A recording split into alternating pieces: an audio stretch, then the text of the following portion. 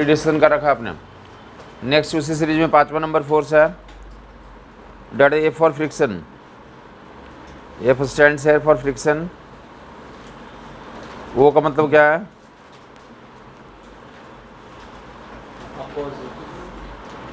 Opposes relative motion. Friction opposes और relative motion.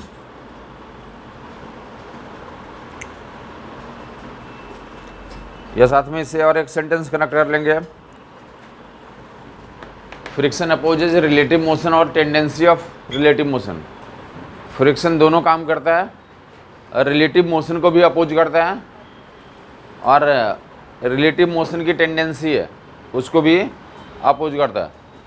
Complete sentence वही है, कंप्लीट स्टेटमेंट यही है, फ्रिक्शन अपोजेज रिलेटिव मोशन और टेंडेंसी ऑफ रिलेटिव मोशन। अगर इतना स्टेटमेंट लिखा हुआ कहीं पे, फ्रिक्शन अपोजेज मोशन, तो क्या कहेंगे आप? फ्रिक्शन अपोजेज मोशन गलत स्टेटमेंट है। समझ आ गया होगा मीनिंग? और रिलेटिव सेंटेंस का पूरा गेम है। फ्रिक्शन मोशन को अपोज नहीं करता, किसको अपोज करता है? रिलेटिव मोशन को अपोज कर रहा है। मतलब पूरा रिलेटिव का गेम है ये। रिलेटिव मोशन को अपोज करेगा या टेंडेंसी ऑफ रिलेटिव मोशन को अपोज करेगा? रिलेटिव मोशन या tendency of relative motion. Friction के बारे में अदर लिख लेंगे। जो फ्रिक्शन है हमारा क्या, एक्शन रिएक्शन फोर्स है। Friction is AR force, friction is electromagnetic force, friction is action reaction force, electromagnetic force.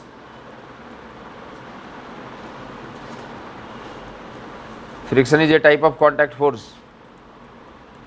Friction is a type of contact force.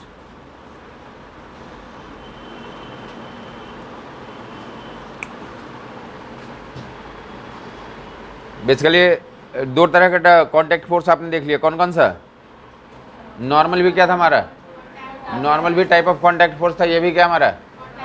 तो टाइप ऑफ कॉन्टैक्ट फोर्स है। मैं बोलना चाहता हूँ कॉन्टैक्ट फोर्स का तो पूछेगा कितने टाइप्स होते हैं? दो बताएंगे, एक नॉर्मल फोर्स और दूसरा कॉन्टैक्ट का ही टाइप है ये। आगे मूव करेंगे। फ्रिक्शन का तो मैग्नीट्यूड के बारे में जानेंगे और डायरेक्शंस के बारे में जानेंगे। फ्रिक्शन का मैग्नीट्यूड एंड डायरेक्शन। पहले किसकी चर्चा करूँ, मैग्नीट्यूड को, मैग्नीट्यूड की या डायरेक्शन की? तो मैग्नीट्यूड क्या होता है हमारे पास? मैग्नीट्यूड के तीन कैटेगरी में बांट दोगे। मैग्नीट्यूड कितने कैटेगरी में बांट देंगे आप? तो that will be stationary friction, stationary friction like limiting friction, one is the stationary and other is the limiting, और थर्ड वन इज द तो काइनेटिक। एक हो गया लिमिटिंग, दूसरा काइनेटिक, और तीसरा कौन सा? हाँ जी, काइनेटिक मोस्ट। रोलिंग क्या रुका हुआ है या चल रहा है? तो कौन से केस में जाएगा? तो काइनेटिक का स्पेशल केस में क्या आ जाएगा? रोलिंग आ जाएगा। स्टेशनरी फ्रिक्शन ये कहाँ पे तो ऑपरेट होता है? जब ऑब्जेक्ट रेस्ट में होगा तो क्या ऑपरेट होता है? और ऑन वर्ज ऑफ मोशन बोलते हैं, क्या बोलते हैं? ऑन वर्ज ऑफ मोशन, मतलब सिस्टम जो है तो मोशन में आने वाला है, तो वहाँ पे जो फ्रिक्शन लगता है उसे क्या बोलते हैं? लिमिटिंग। और जब मोशन में रहेगा ऑब्जेक्ट, इन मोशन में जो लगता है उसे क्या नाम देते हैं हम लोग? जब ऑब्जेक्ट हमारा मोशन में है तो वहाँ पे फ्रिक्शन फोर्स एक्ट करता है, उसे क्या नाम से पुकारते हैं हम लोग? तो that is kinetic friction force. और स्टेशनरी ऑब्जेक्ट पे लगता है उसे क्या बोलते हैं आप? Stationary. Static friction force, stationary friction force. On the verge of motion मतलब चलने वाला, जहाँ पे क्या हमारा ऑब्जेक्ट चलने वाले को क्या बोलते हैं हम लोग? On the verge of motion. Story सुने उससे आपको क्लियर हो जाएगा। स्टोरी में ऐसा सुने कि क्या करते, कोई व्हीकल जा रही है रोड पे, क्या कर रही है? व्हीकल जा रही है रोड पे, तो उसमें पूरा कहानी बनेगा क्या? नहीं बनेगा। व्हीकल जाते जाते क्या हो गया? ख़राब हो गया, तब स्टोरी बन जाएगी। क्या स्टोरी बनेगी? ख़राब जब हो गया तो क्या बोला जाएगा? सुनो ख़राब हो गया तो रुक गया पहला, तो वहाँ से स्टार्ट हो जाएगा सिचुएशन। व्हीकल क्या है? रुका हुआ। क्या है? रुका हुआ। क्लियर? तो वहाँ पे फ्रिक्शन लग रहा हो तो क्या कहेंगे? वहाँ पे स्टैटिक फ्रिक्शन फोर्स कहेंगे। ठीक। अब वो क्या कर रहा है, ड्राइवर ने बोला सब लोग मिलकर धक्का मारो, तो धक्का मार रहे हो तो क्या लग रहा है, अभी भी लगा स्टैटिक लग रहा है। अभी भी क्या लग रहा है, सभी लोग धक्का मार रहे हैं। क्लियर है यार? कहाँ पे गेम खेल रहे हैं अभी आप? स्टैटिक में खेल रहे हैं। अब वो जाता है ड्राइवर भी क्या कर रहा है, एक हाथ से स्टीयरिंग पकड़े हुए और एक हाथ से क्या कर रहा है, धक्का दे रहा है। तो वो उस केस में तुम्हें भी लगता है और वो बोलता भी है साथ साथ, उसको सबको महसूस हो रहा है कि थोड़ा सा और फोर्स लगाएंगे तो क्या हो जाएगा, तो मोशन हो जाएगा। तो जहाँ पे तुम्हें फील हुई हो रहा, जहाँ फील हो रहा है कि अगर हल्का सा धक्का मारेंगे तो क्या हो जाएगा, सिस्टम स्टार्ट हो जाएगा। और ड्राइवर भी चिल्लाता है जोर लगा के, हंसा क्या चिल्लाता है, तो वो कौन सी सिचुएशन है, वहाँ पे जो फ्रिक्शन लगेगा उसे लिमिटिंग बोलते हैं। वही क्या होता है, क्लाइमैक्स होता है।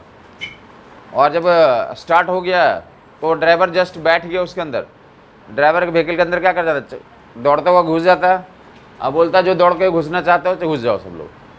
तो आपका जब चल रहा है तो कौन सा फ्रिक्शन लग रहा है, समझ आ गया होगा लोगों को? तो ये सिचुएशन पूरा जो है, तो जो तीनों टाइप का फ्रिक्शन का सिचुएशन देख लिया। On the verge of motion समझ में आ गया किसको कहते हैं, जब रेस्ट से मोशन में आएगा तो बीच में एक क्लाइमेक्स होता है, तो उस सिचुएशन को क्या बोलते हैं हम लोग? तो वहाँ पे जो फ्रिक्शन लगता है उसे क्या बोलते हैं? तो छोटा होगा बड़ा होगा, किससे बड़ा होगा, इससे या इससे? तो बोलेंगे सबसे बड़ा होता है वो। ये जो है लिमिटिंग फ्रिक्शन इससे भी बड़ा होता है और उससे भी, समझ आ गया वो लोगों को? क्या बोलेंगे, जो सबसे बड़ा होता है उसको क्या बोलेंगे, बाप बोलेंगे, दादा बोलेंगे?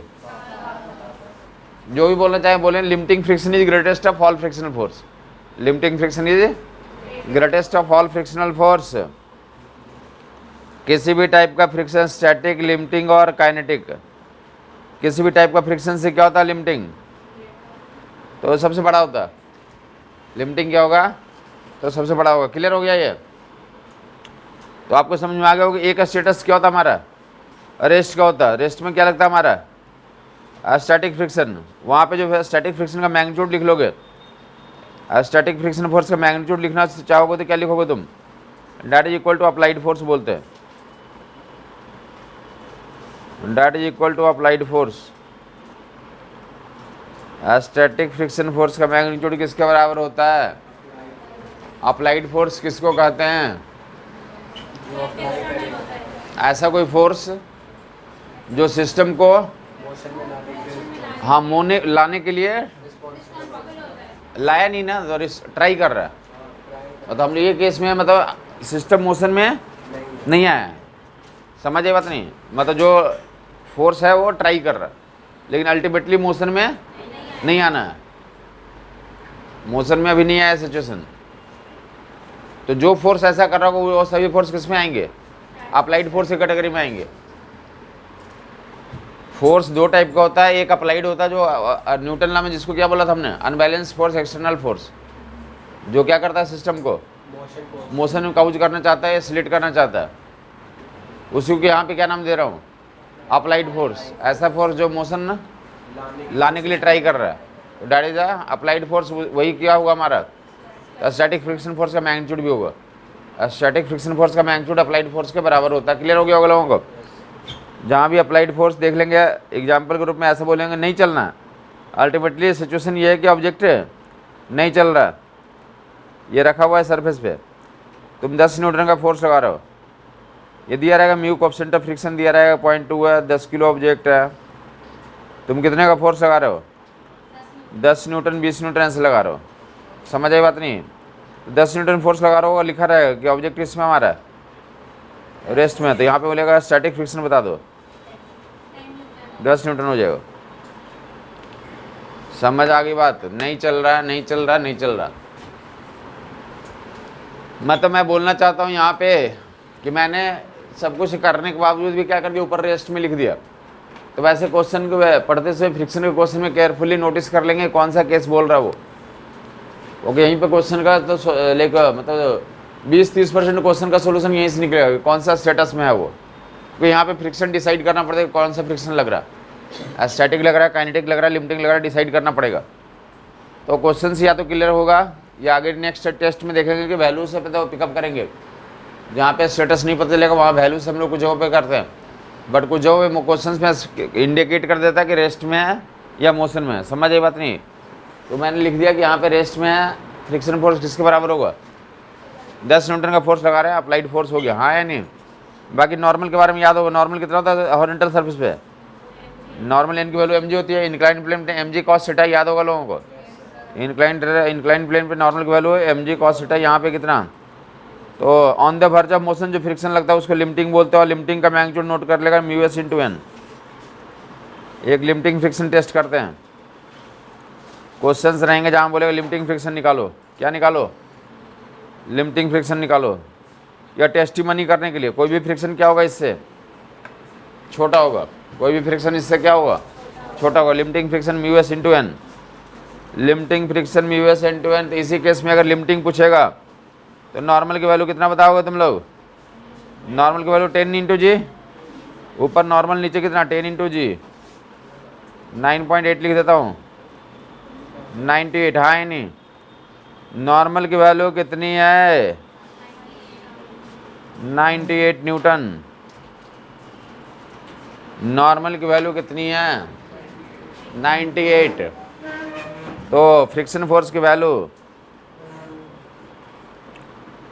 नॉर्मल की वैल्यू, लिमिटिंग फ्रिक्शन की value μs × n, μs × n। मैं बोलना चाहता हूँ कि अकल में ये डालने सीधी पॉइंट होती है कि हमें क्या करना है, तो इसको वैल्यू डाल के गुना करके एक लिमिटिंग निकालना होता है। तो लिमिटिंग गुना कर लोगे 19.6 न्यूटन आ गया।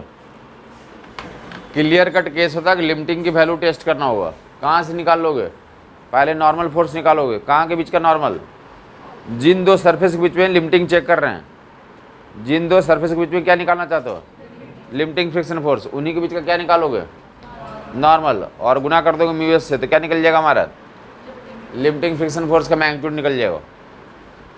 लिमिटिंग फ्रिक्शन फोर्स अलग होता है, स्टैटिक क्या होता है अलग होता है। ये डेफिनेटली सबसे बड़ा होगा, आ रहा है। पहले स्टैटिक कितना उस केस में निकाला था हमने 10 न्यूटन, क्लियर हो गया आप लोगों को। अब नेक्स्ट स्टेटस में जाएंगे हम लोग। स्ट्रेट फॉरवर्ड जो है तो लिमिटिंग का फार्मूला दिखा दिया गया, μs × n 2020 का पेपर में है। तो μs का तो डायमेंशन पूछे हुए थे, नीट 2020 का पेपर देख लोगे, μs का डायमेंशन पूछे हुए थे। तो फोर्स एंड फोर्स का रेशियो है तो डायमेंशन लेस होगा। μs क्या है, कोएफिशिएंट ऑफ फ्रिक्शन है, इसकी कुछ वैल्यू होगी, coefficient of static friction, coefficient of static friction surface पे डिपेंड करेगा, वो दोनों का रेशियो है, इसलिए क्या हो जाएगा डायमेंशन लेस होगा, यूनिट लेस होगा। निकालना होगा कभी लाइफ में, तो कैसे निकालोगे,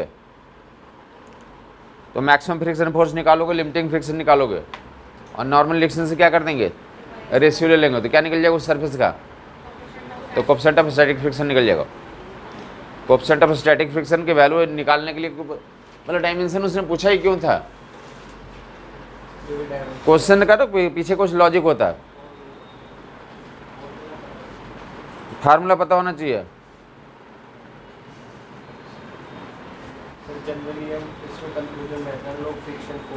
और कोई बोलेंगे जनरली कंफ्यूजन रहता है कि हाँ कोएफिशिएंट ऑफ फ्रिक्शन, आप कुछ बोलना चाहेंगे क्यों पूछा था, क्योंकि ये लेबोरेटरी में एक्सपेरिमेंट होता है कि coefficient of static friction surface का निकालो, समझ ये बात नहीं है। जो भी तुम्हारे क्वेश्चन आते हैं तो उसमें मोस्टली पॉइंट किससे कनेक्टेड होते हैं, एक्सपेरिमेंट के आसपास से क्वेश्चंस बनते हैं, समझ आई बात नहीं है। तो अगर तुम्हें 11th क्लास में तो तुम्हें प्रैक्टिकल करवाया जाता है कि सरफेस का क्या निकालना है, फ्रिक्शन कोएफिशिएंट निकालना, समझ आई बात। तो उनका डायमेंशन से कोई मतलब नहीं था, वो चूँकि वहाँ पे उस थ्योरेटिकल पेपर में एक्सपेरिमेंट करवा नहीं सकते हैं, समझ आई बात नहीं आई। तो तुम्हें फील देने की कोशिश करते हैं कि चलो कम से कम ये सब तो तुम करो। चलो फिलहाल आगे मूव करते हैं, लिमिटिंग फ्रिक्शन समझ में आ गया वो लोगों को। तो नेक्स्ट वन इज, तो आप देख लो यहाँ पे क्या सिचुएशन था, कितने न्यूटन का फोर्स मारा था हमने 10 न्यूटन का, लिमिटिंग कितना था वहाँ पे 19.6। ऑब्जेक्ट चलेगा नहीं चलेगा, नहीं चलेगा। ये फोर्स 10 न्यूटन किस कैटेगरी में आएगा, अप्लाइड फोर्स या नहीं, वो ट्राई तो कर रहा है ना, चलाने के लिए क्या कर रहा है, ट्राई कर रहा है, लेकिन चल नहीं पा रहा वो। तो वहाँ पे स्टैटिक फ्रिक्शन की वैल्यू 10 न्यूटन बोलेंगे, जबकि लिमिटिंग फ्रिक्शन अब पूछेगा फ्रिक्शन की वैल्यू बताओ। स्टैटिक फ्रिक्शन 10 न्यूटन है, लिमिटिंग फ्रिक्शन 19.6। बताओ फ्रिक्शन की वैल्यू कितनी होगी? बोलेंगे चूंकि रेस्ट में लिखा हुआ है, तो कौन सा फ्रिक्शन पूछ रहा है बेसिकली? वो स्टैटिक। तो कितना आंसर देंगे? समझ नहीं आई बात? चल नहीं रहा है ना, चल नहीं रहा है तो कौन सा फ्रिक्शन लग रहा होगा वहाँ पे? लिमिटिंग अलग केस होता है। लिमिटिंग क्या होता है? लिमिटिंग मतलब क्या बोलोगे तुम? लिमिटिंग मतलब आइडियल केस हो गया। क्या हो गया? समझ आई बात नहीं? फ्रिक्शन का आइडियल वैल्यू लिमिटिंग हो गया, मैक्सिमम वैल्यू हो गया। और एक्शन में कुछ अलग वैल्यू होगा, मे बी वो भी हो सकता है, बट एक्शन में, तो एक्शन में फिलहाल यहाँ पे कौन सी वैल्यू है? तो 10 न्यूटन है। समझ आई बात नहीं आई? वहाँ पे एक्शन में कितना फ्रिक्शन फोर्स पूछा जाएगा तो कितना बताएंगे? लिमिटिंग अलग होता है और फ्रिक्शन क्या होता है? अलग होता है। लिमिटिंग क्या है? आइडियल केस है, बाउंड्री वैल्यू है। ठीक है यार, जैसा पूछा जाएगा उसके अनुसार से आंसर देंगे। सवाल बना रहता है, डायग्राम बना हुआ, पूछे जाएंगे कौन सा फ्रिक्शन, कितना फ्रिक्शन है यहाँ पे, तो यहाँ पे कितना टिक आउट करेंगे? 10 न्यूटन फ्रिक्शन की वैल्यू होगी। लिमिटिंग पूछा जाएगा तब कितना कहेंगे आप? समझ आ गई बात? लिमिटिंग अलग होता है, स्टैटिक अलग होता है, जो एक्शन में रहेगा तो अलग होता है। तो यहाँ पे एक्शन में कौन है? ये स्टैटिक है। कितना आंसर देंगे? समझ आ गया होगा लोगों को? तो अगर देख लो, अब यहाँ पे क्या कर दिया, ऊपर देगा 10 के बाद 15 कर दिया इसको। अब बताओगे अभी भी कंडीशन क्या हमारा रेस्ट में रहेगा? फ्रिक्शन की वैल्यू कितना हो गया?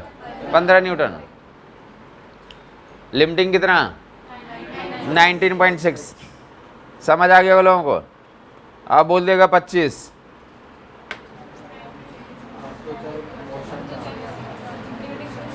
अब जो है क्या होगा, तो 25 न्यूटन का फोर्स है। अब ये सिचुएशन, इस पर ये तो टैग हट जाएगा, ये रेस्ट वाला टैग क्या हो जाएगा? अब हट गया। अब ये क्या हो जाएगा? तो ये एक्सेलरेशन निकाल लोगे। आगे की तरफ लग रहा है 25 न्यूटन, रिलेटिव मोशन का अपोज करता है। तो 10 किलो वाले पे 25 न्यूटन लगाओगे तो कहाँ जाना शुरू करेगा? तो रिलेटिव मोशन आगे हो रहा है, तो फ्रिक्शन क्या करेगा? उसको अपोज करेगा, तो पीछे लग जाएगा। कितना? तो नेट फोर्स कितना हो जाए? 25 माइनस एक्सेलरेशन की वैल्यू निकाल लोगे। Net force by total mass से एक्सेलरेशन की वैल्यू निकाल लोगे। ये एक्सेलरेशन कांस्टेंट आ रहा है, वेरिएबल आ रहा है? क्या आएगा? कांस्टेंट आएगा। तो 3 फार्मूले आगे लगा सकते हो। कौन कौन सा 3 फार्मूले? v = u + at। समझ आ गई बात? एक्सेलरेशन निकाल लिया, 10 सेकेंड में कितना स्पीड अटेन कर लेगा, डिस्प्लेसमेंट कितना हो जाएगा, v² की वैल्यू कितनी हो जाएगी। तो ये आगे का काम करने की जरूरत हो सकती है। फ्रिक्शन के 20-30% क्वेश्चन में तो फार्मूले लगाने की जरूरत पड़ जाएगी। v = u + at, s = ut + at² v² = u² + 2s। यहाँ पे मैं यहीं पे तो छोड़ दूंगा, एक वैल्यू निकाल लिया, आगे का फार्मूला तुम लगा सकते हो। एक्सेलरेशन निकालने के लिए क्या बताया गया? Net force by total mass से एक्सेलरेशन की वैल्यू फाइंड आउट कर लेंगे आप। अब यहाँ पे तो बेसिकली क्या हो गया, मोशन में आ चुका, तो एक नया फोर्स आ जाएगा, फ्रिक्शन फोर्स। उसको क्या बोलते हैं? Kinetic friction force. तो उसके वैल्यू नोट कर लोगे, म्यू के × n। अगर कुछ सरफेस पे अलग अलग म्यू के और म्यू एस अलग अलग होते हैं, समटाइम्स क्या होता है हमारे सेम भी होता है, डिपेंडिंग ऑन द सिचुएशन। अगर क्वेश्चन में दिया हुआ कि सरफेस का म्यू के इतना है और म्यू एस इतना है, तो अलग अलग लोगे। और सिर्फ म्यू का नाम लिया, कुछ सरफेस का म्यू इतना है, तो क्या मानते हुए काम करते हैं? तो दोनों क्या है? बराबर है। म्यू के और म्यू एस उस सरफेस के लिए क्या है? तो डिपेंड करता है कि क्या कर रहा है वहाँ पे। बाकी वैसे काइनेटिक फ्रिक्शन का वैल्यू होता है कितना? म्यू के × n। फिर से n की वैल्यू, म्यू के यहाँ पे क्या इंडिकेट कर रहा है? Coefficient of kinetic friction. और n क्या रिप्रेजेंट कर रहा है? तो normal force between surface in contact. मतलब नॉर्मल भी क्या हुआ? आप सुनोगे, नॉर्मल भी क्या है? Type of contact force. और फ्रिक्शन भी क्या है हमारा? Type of contact force. तो कॉन्टैक्ट फोर्स के कितने टाइप है? 2 टाइप। समझ आ गया? एक क्या? दूसरा एक है नॉर्मल, तो दूसरा समझ आ गया लोगों को? फ्रिक्शन के दो अनमोल रत्न हैं, कौन कौन सा? फ्रिक्शन के दो अनमोल रत्न, गलत है या सही है? गलत है। हाँ, कांटेक्ट के दो अनमोल रत्न, एक है नॉर्मल तो दूसरा फ्रिक्शन। एक है नॉर्मल तो दूसरा, किसके हैं दो अनमोल रत्न? समझ आ गया? कांटेक्ट फोर्स के दो टाइप होते हैं, कांटेक्ट फोर्स के दो टाइप होते हैं। वैल्यूज मैग्नीट्यूड देख लिया होगा लोगों ने, स्टैटिक का कितना, अप्लाइड फोर्स, लिमिटिंग का कितना, mu S into N, kinetic का कितना, mu K into N. Clear? तो फर्दर मूव करते हैं, आप देखेंगे मैग्नीट्यूड के बारे में। हाँ जी,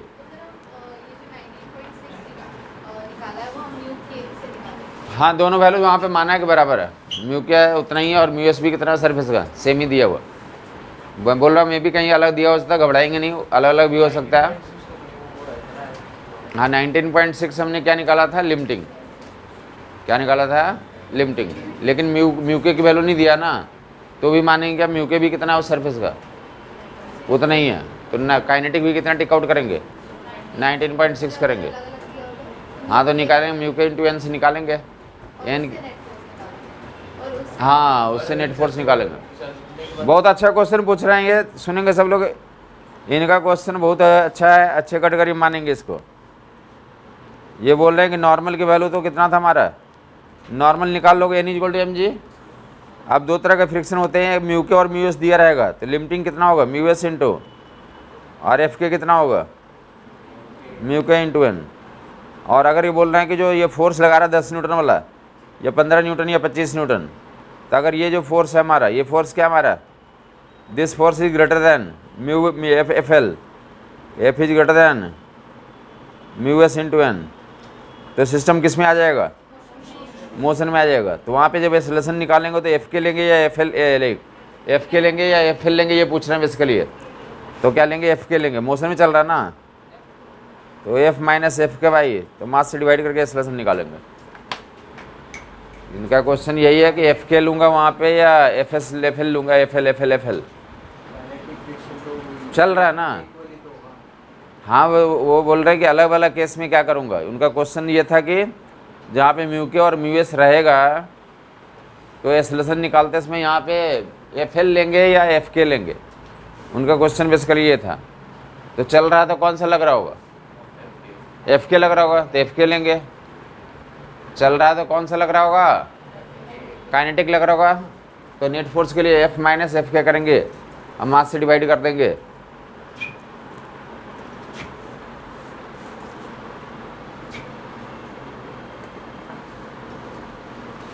एक्सेलरेशन की वैल्यू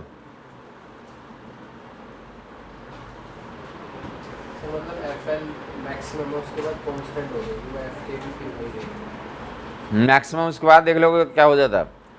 तुम्हें स्टोरी समझ में आया? स्टोरी सुना पाओगे किसी को? हाँ इधर उधर बताओ, स्टोरी क्या सुनाया था? गाड़ी में बैठे थे, गुड। सबको सुनाओ, तेज थोड़ा बोलो ना। सर गाड़ी खराब हो गई। गाड़ी खराब हो गई, वेरी गुड। हम लोग धक्का लगा रहे थे, गुड। गाड़ी मूव नहीं कर रही थी, तो वो हमारी स्टैटिक फ्रिक्शन थी। हाँ, फिर उसके बाद ड्राइवर उतरा, उसने भी पुश करा, तो फिर देखा कि अब मूव होने वाली है। मूव होने वाली है, तो क्या बोलता है वो? लिमिटिंग के या और थोड़ा धक्का दोगे तो चल जाएगा। ऐसा बोलता है क्या वो?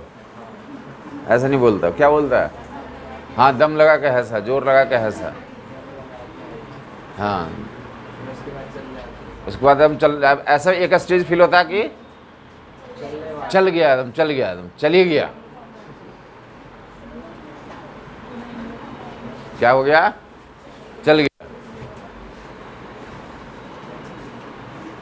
समझ आई बात नहीं? उसके बाद ऐसा कुछ चिल्लाता है कि माँ भवानी की जय, चल गया। या आज मतलब कौन सी माता का जन्मदिन है आज?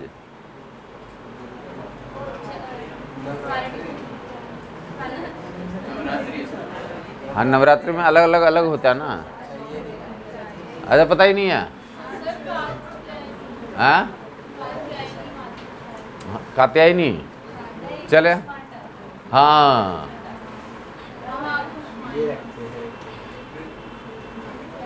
नहीं ये सबको याद होना चाहिए। अरे एनर्जी का सोर्स भैया, तो याद तो होना ही चाहिए ना। तुम अदरवाइज कुछ हो ही नहीं। एनर्जी का सोर्स हो तो 9 तो तुम्हें याद होनी चाहिए।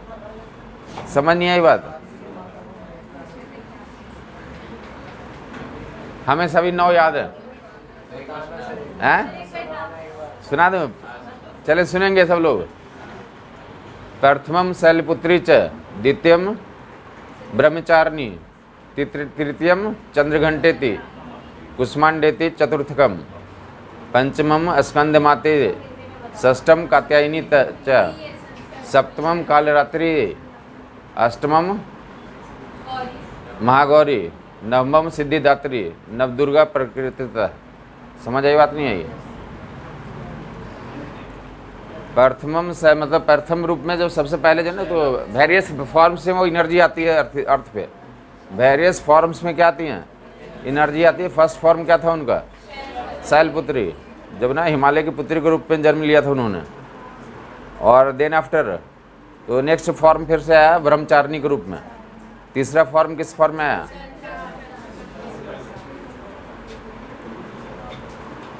तीसरा जो है चंद्रघंटा। समझ आई बात नहीं? और चौथा कुष्मांडेति, और पांचवा स्कंद माता के रूप में आई। षष्ठम कात्यायनी। समझ आई बात नहीं? उनका फॉर्म होता है, मतलब डिफरेंट फॉर्म्स में क्या आके क्या करते हैं? डिफरेंट फॉर्म्स में आकर डिफरेंट वर्क करते हैं। वो नेचर में वेरियस वर्क हो रहा है ना, तो वो नेचर जो है, मतलब नेचर मतलब तुम एनर्जी बोलो, नेचर बोलो, प्रकृति बोलो, या तुम जो नाम बोल रहे हैं अलग अलग फॉर्म, तो वो एक ही चीज़ है।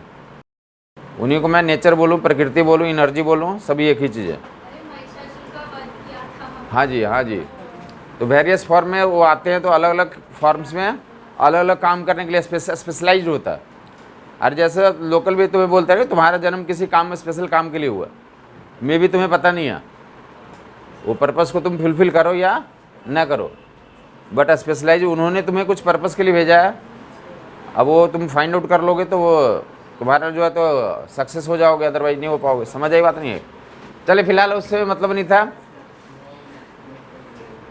चले फिलहाल मतलब ये क्या था, स्टोरी में क्या था हमारा, कि ये स्टेशनरी फ्रिक्शन फोर्स जब ऑब्जेक्ट रेस्ट में रहेगा, और उसकी वैल्यू पहली बार में कितना था? 10। या अगर अप्लाइड फोर्स 11 न्यूटन होता तो कितना था वो? 11। या अप्लाइड फोर्स 15 न्यूटन था, 15। अप्लाइड फोर्स 18 न्यूटन था, तब 18। तो क्या बोलते हैं, जो स्टैटिक फ्रिक्शन था अपने आप को क्या कर रहा था? एडजस्ट कर रहा था। उसको क्या बोलते हैं?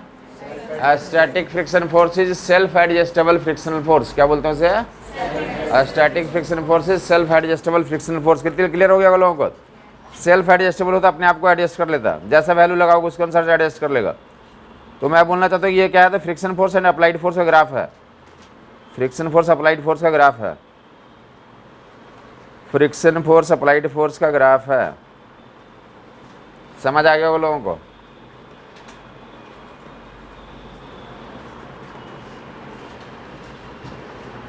फ्रिक्शन फोर्स अप्लाइड फोर्स का ये दिखा रहा है कि क्या दिख रहा है ये बेसिकली ये एंगल 45 डिग्री है। उसको ग्राफ में दिखा रहा हूँ, जो ड्राइवर वाली स्टोरी उसको ग्राफ में दिखा देगा। यहाँ पे क्या बताया कि अप्लीकेबल होता है, दोनों बराबर हो जाते हैं। तो ये क्या बोलेंगे, जितना अप्लाइड फोर्स है उतना ही क्या हमारा फ्रिक्शन फोर्स है। जैसे जैसे तुम अप्लाइड फोर्स बढ़ाओगे, फ्रिक्शन फोर्स की वैल्यू क्या होगी? बढ़ती जाएगी। इसी को बोलते हैं एडजस्टेबल है, सेल्फ एडजस्टेबल है।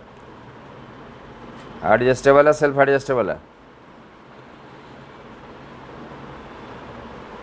या दूसरा केस, या इसमें तो ऐसा बोल सकते हो कि स्टैटिक फ्रिक्शन फोर्स को दूसरा एक नाम दे देता हूँ, लोकल गली मोहल्ले के नाम में। गली मोहल्ले में या ऐसे हाउस होल्ड में भी बोलते हैं डॉग। क्या बोलते हैं? डॉग। डॉग को क्या होता है? खाना दे दोगे भी तो भी क्या करेगा? नहीं मांगता है। दो या ना दो? अरे मांगता क्या, बोल सकता है क्या तुम्हें? दोगे, जो जितना दोगे उसी में खा के क्या रहेगा, वो संतुष्ट रहेगा। नहीं समझ में आई बात? अगर तुम एक बिस्किट दे दो, उसे दूध दे दो या हड्डी दे दो, जो भी दोगे उसमें क्या रहता है, वो खुश रहता। समझ आई बात नहीं है? उसी से मान लेता है कि संतुष्ट है। तो वो सेम चीज बोला जा रहा है कि क्या हमारा जो भी लगाया, एक बिस्किट दिया, मिल्क दिया, क्या दिया, जो भी दिया, तो क्या हो गया हमारा, उतना ही से क्या हुआ, तो एडजस्ट हो गया। उतना ही से क्या हो जाता? समझ आ गई बात? या शादी के बाद हस्बैंड का भी यही हाल होता, जो मिल गया उसी में चलो, ज़्यादा मांग नहीं करना है। नहीं पता तुम्हें? चले फिलहाल ऐसा अच्छा हुआ नहीं अभी। तो ये स्टैटिक फ्रिक्शन हुआ है, आगे मुझे बोलेंगे होगा, धीरे धीरे सब पता चल जाएगा। सी तो अब ये क्या लिमिटिंग वन है, ये क्या हमारा, ये लिमिटिंग है,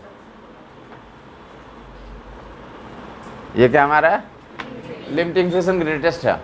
और उसके बाद तुम देखोगे कि ऐसा कभी फील किया क्या कि जब on the verge of motion climax पे जितना लगा रहे थे, बाद में जब मोशन में आ जाता तो अपने आप घट जाता, वो क्या हो जाता अपने आप ही।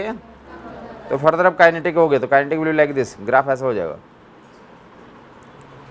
काइनेटिक फ्रिक्शन ग्राफ ऐसा हो गया। एक तो अप्लाइड फोर्स और फ्रिक्शन फोर्स का ग्राफ बना दिया, दूसरा इस ग्राफ के तो क्वेश्चन बता दिया, एक तो एंगल दिखा दिया, तो इनिशियल में एंगल कितना होता है, ये 45 डिग्री। कौन कहाँ पे है दिख गया ना, लिमिट ग्रेटेस्ट वाला कौन सा हमारा, और इधर क्या हमारा। तो 3 लोग हैं तो क्या सवाल बन सकता है, 3 लोग हैं ना, तो क्या सवाल बन सकता है, बड़ा छोटा का, बड़ा और छोटे का। तो सवाल ये पूछा था कि लिमिटिंग फ्रिक्शन के बारे में बताओ, किससे बड़ा होता है किससे छोटा होता है। तो लिमिटिंग फ्रिक्शन सबसे बड़ा होता है, लिमिटिंग फ्रिक्शन क्या होता है, सबसे बड़ा होता है। तो बड़ा छोटा तो बात ही नहीं, सबसे बड़ा ही होता है। अब स्टैटिक के बारे में पूछ लिया कि किससे बड़ा किससे छोटा होगा,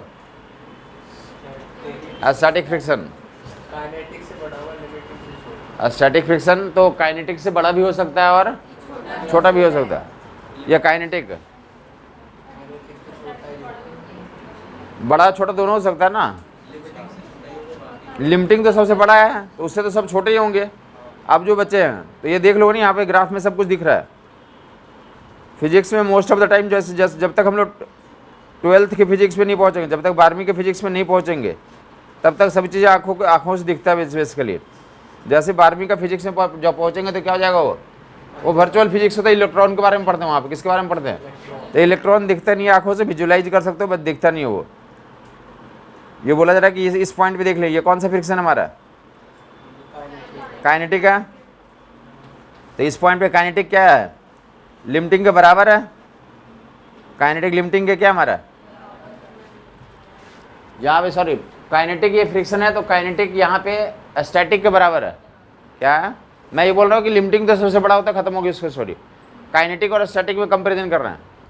तो यहाँ पे काइनेटिक की वैल्यू इतनी है, काइनेटिक की वैल्यू यही है ना, तो काइनेटिक की वैल्यू इतनी है, वो किसके बराबर हो गया, स्टैटिक के बराबर हो गया। और यहाँ पे स्टैटिक क्या उससे ज़्यादा है, और इधर तो मैं बोल रहा था तो काइनेटिक फ्रिक्शन स्टैटिक के बराबर हो सकता है, बड़ा हो सकता है, छोटा हो सकता है। समझ नहीं आया,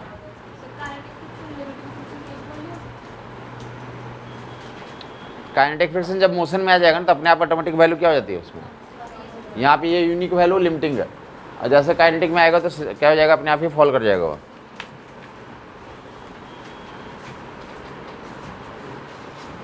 मतलब दोनों तरह से एक ही चीज़ बोल सकते हैं। जो आप क्वेश्चन पूछ रहे हैं ना कि लिमिटिंग फ्रिक्शन काइनेटिक के, तो ऐसा नहीं बोलते। स्टैटिक फ्रिक्शन का ग्रेटेस्ट वैल्यू को लिमिटिंग बोलते हैं, स्टैटिक फ्रिक्शन का मैक्सिमम वैल्यू को क्या बोलते हैं, लिमिटिंग। तो लिमिटिंग स्टैटिक के बराबर हो जाएगा, काइनेटिक लिमिटिंग से क्या होगा, छोटा हो जाएगा। काइनेटिक लिमिटिंग से छोटा होता है, स्टैटिक फ्रिक्शन का मैक्सिमम वैल्यू को क्या बोलते हैं, तो लिमिटिंग बोलते हैं। बाकी ग्राफ दिख गया होगा, यहाँ से यहाँ तक के लिए 45 डिग्री एंगल होगा, ये लिमिटिंग हुआ, बाद में तो ऐसा ग्राफ हो जाता, रिड्यूस हो जाती वैल्यू। बाकी जो बातचीत कर रही थी तो काइनेटिक बड़ा भी हो सकता है, छोटा भी हो सकता है, बराबर भी हो सकता है, या लिमिट स्टैटिक काइनेटिक के बराबर हो सकता है, छोटा हो सकता है, बड़ा हो सकता है। तो जहाँ पर रहेगा तो ऐसे टिक आउट कर दो। ग्राफ दिखा दिया गया लोगों को, पूरी स्टोरी भी सुना दी गई। तो आगे मूव करेंगे क्या हमारे पास, तो नेक्स्ट वन इज तो डायरेक्शंस के बारे में देखें, फिर हम लोग क्वेश्चंस पे आ जाएंगे। इनके जो क्वेश्चंस होंगे तो ऑलमोस्ट सारे डायग्राम फिर से न्यूटन लॉ वाला रिपीट होगा, न्यूटन लॉ वाले सारे डायग्राम रिपीट होंगे। एक्स्ट्रा एक फोर्स जुड़ जाएगा, कौन सा फोर्स, तो फ्रिक्शन फोर्स। उसमें तो 3 कैटेगरी हो गया, आपको दिखा दिया गया। उसके अलावा तो क्या यूज करें आप, तो डैट डब्ल्यू ए, ये क्या हमारे पास तो फोर्स अपने अप्लाई करा था, तो डायरेक्शन हम लोग देख रहे हैं, फ्रिक्शन का क्या देख रहे हैं आप, डायरेक्शन देख रहे हैं। तो जैसे फोर्स अप्लाई करो इसकी टेंडेंसी कहाँ जाने की होगी, ध्यान सुनो। पहला डायरेक्शन निकालने के लिए तो 3 स्टेप्स में काम करेंगे। जैसे आपने फोर्स लगाया तो हम लोग पहला स्टेप फोर्स का डायरेक्शन देखना कहाँ से शुरू करते हैं, तो जिस ब्लॉक पे फोर्स लगा वहाँ पे देखना शुरू करोगे। इसमें धक्का मारा, ये चलेगा या इसके अंदर टेंडेंसी आएगी, दो ही चीज़ होगा, या तो चलेगा या टेंडेंसी आएगी, हाँ है नहीं, तो टेंडेंसी को विजुलाइज करते हैं या डायरेक्शन को विजुलाइज करते हैं। तो इसकी चलने की टेंडेंसी कहाँ है, आगे की तरफ। रिलेटिव स्लिपिंग की टेंडेंसी कहाँ है, तो फ्रिक्शन अपोज करेगा, तो किधर अपोज करेगा, तो पीछे अपोज करेगा। इसके चलने के धक्का के कारण चलने की टेंडेंसी आगे, फ्रिक्शन कहाँ लग जाएगा, तो बैकवर्ड डायरेक्शन लग जाएगा। हाँ जी, यही रिलेटिव मोशन के कहाँ चल रहा, धरती के रिस्पेक्ट में, उसकी टेंडेंसी कहाँ जाने की है, धरती के रिस्पेक्ट में कहाँ जाने की उसकी टेंडेंसी है, आगे की तरफ, आई कैप में। तो फ्रिक्शन कहाँ लग जाएगा, माइनस आई कैप में लग जाएगा। जो फोर्स लगाया, धक्का लगाया, तो ब्लॉक की टेंडेंसी कहाँ जाने की है, आगे। तो आगे जाने की जो रिलेटिव टेंडेंसी आगे है उसको क्या करेगा, ये फ्रिक्शन क्या करेगा, यहाँ पे जो लग रहा है तो अपोज करेगा। तो माइनस आई कैप में फ्रिक्शन का डायरेक्शन दिखा दोगे, फ्रिक्शन का डायरेक्शन माइनस आई कैप में दिखा देंगे। क्लियर हो गया होगा लोगों को। अब एक्शन रिएक्शन धरती पे बता देंगे। इस पे ब्लॉक पे फ्रिक्शन माइनस आई कैप में, तो धरती पे कहाँ लग जाएगा, प्लस आई कैप में। फ्रिक्शन एक्शन रिएक्शन फोर्स है, इतना ही मैग्नीट्यूड का फ्रिक्शन फोर्स यहाँ लग जाएगा।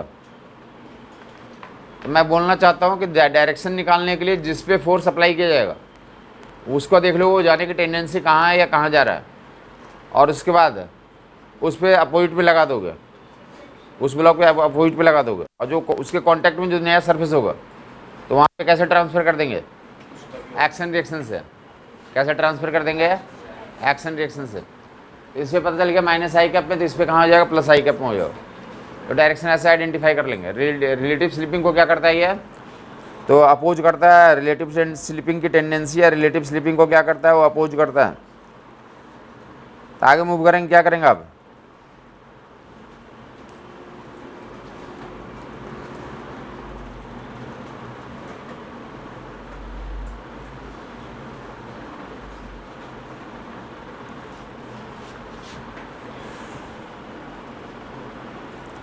ये एंगल कितना है हमारा, थीटा, इंक्लाइन प्लेन।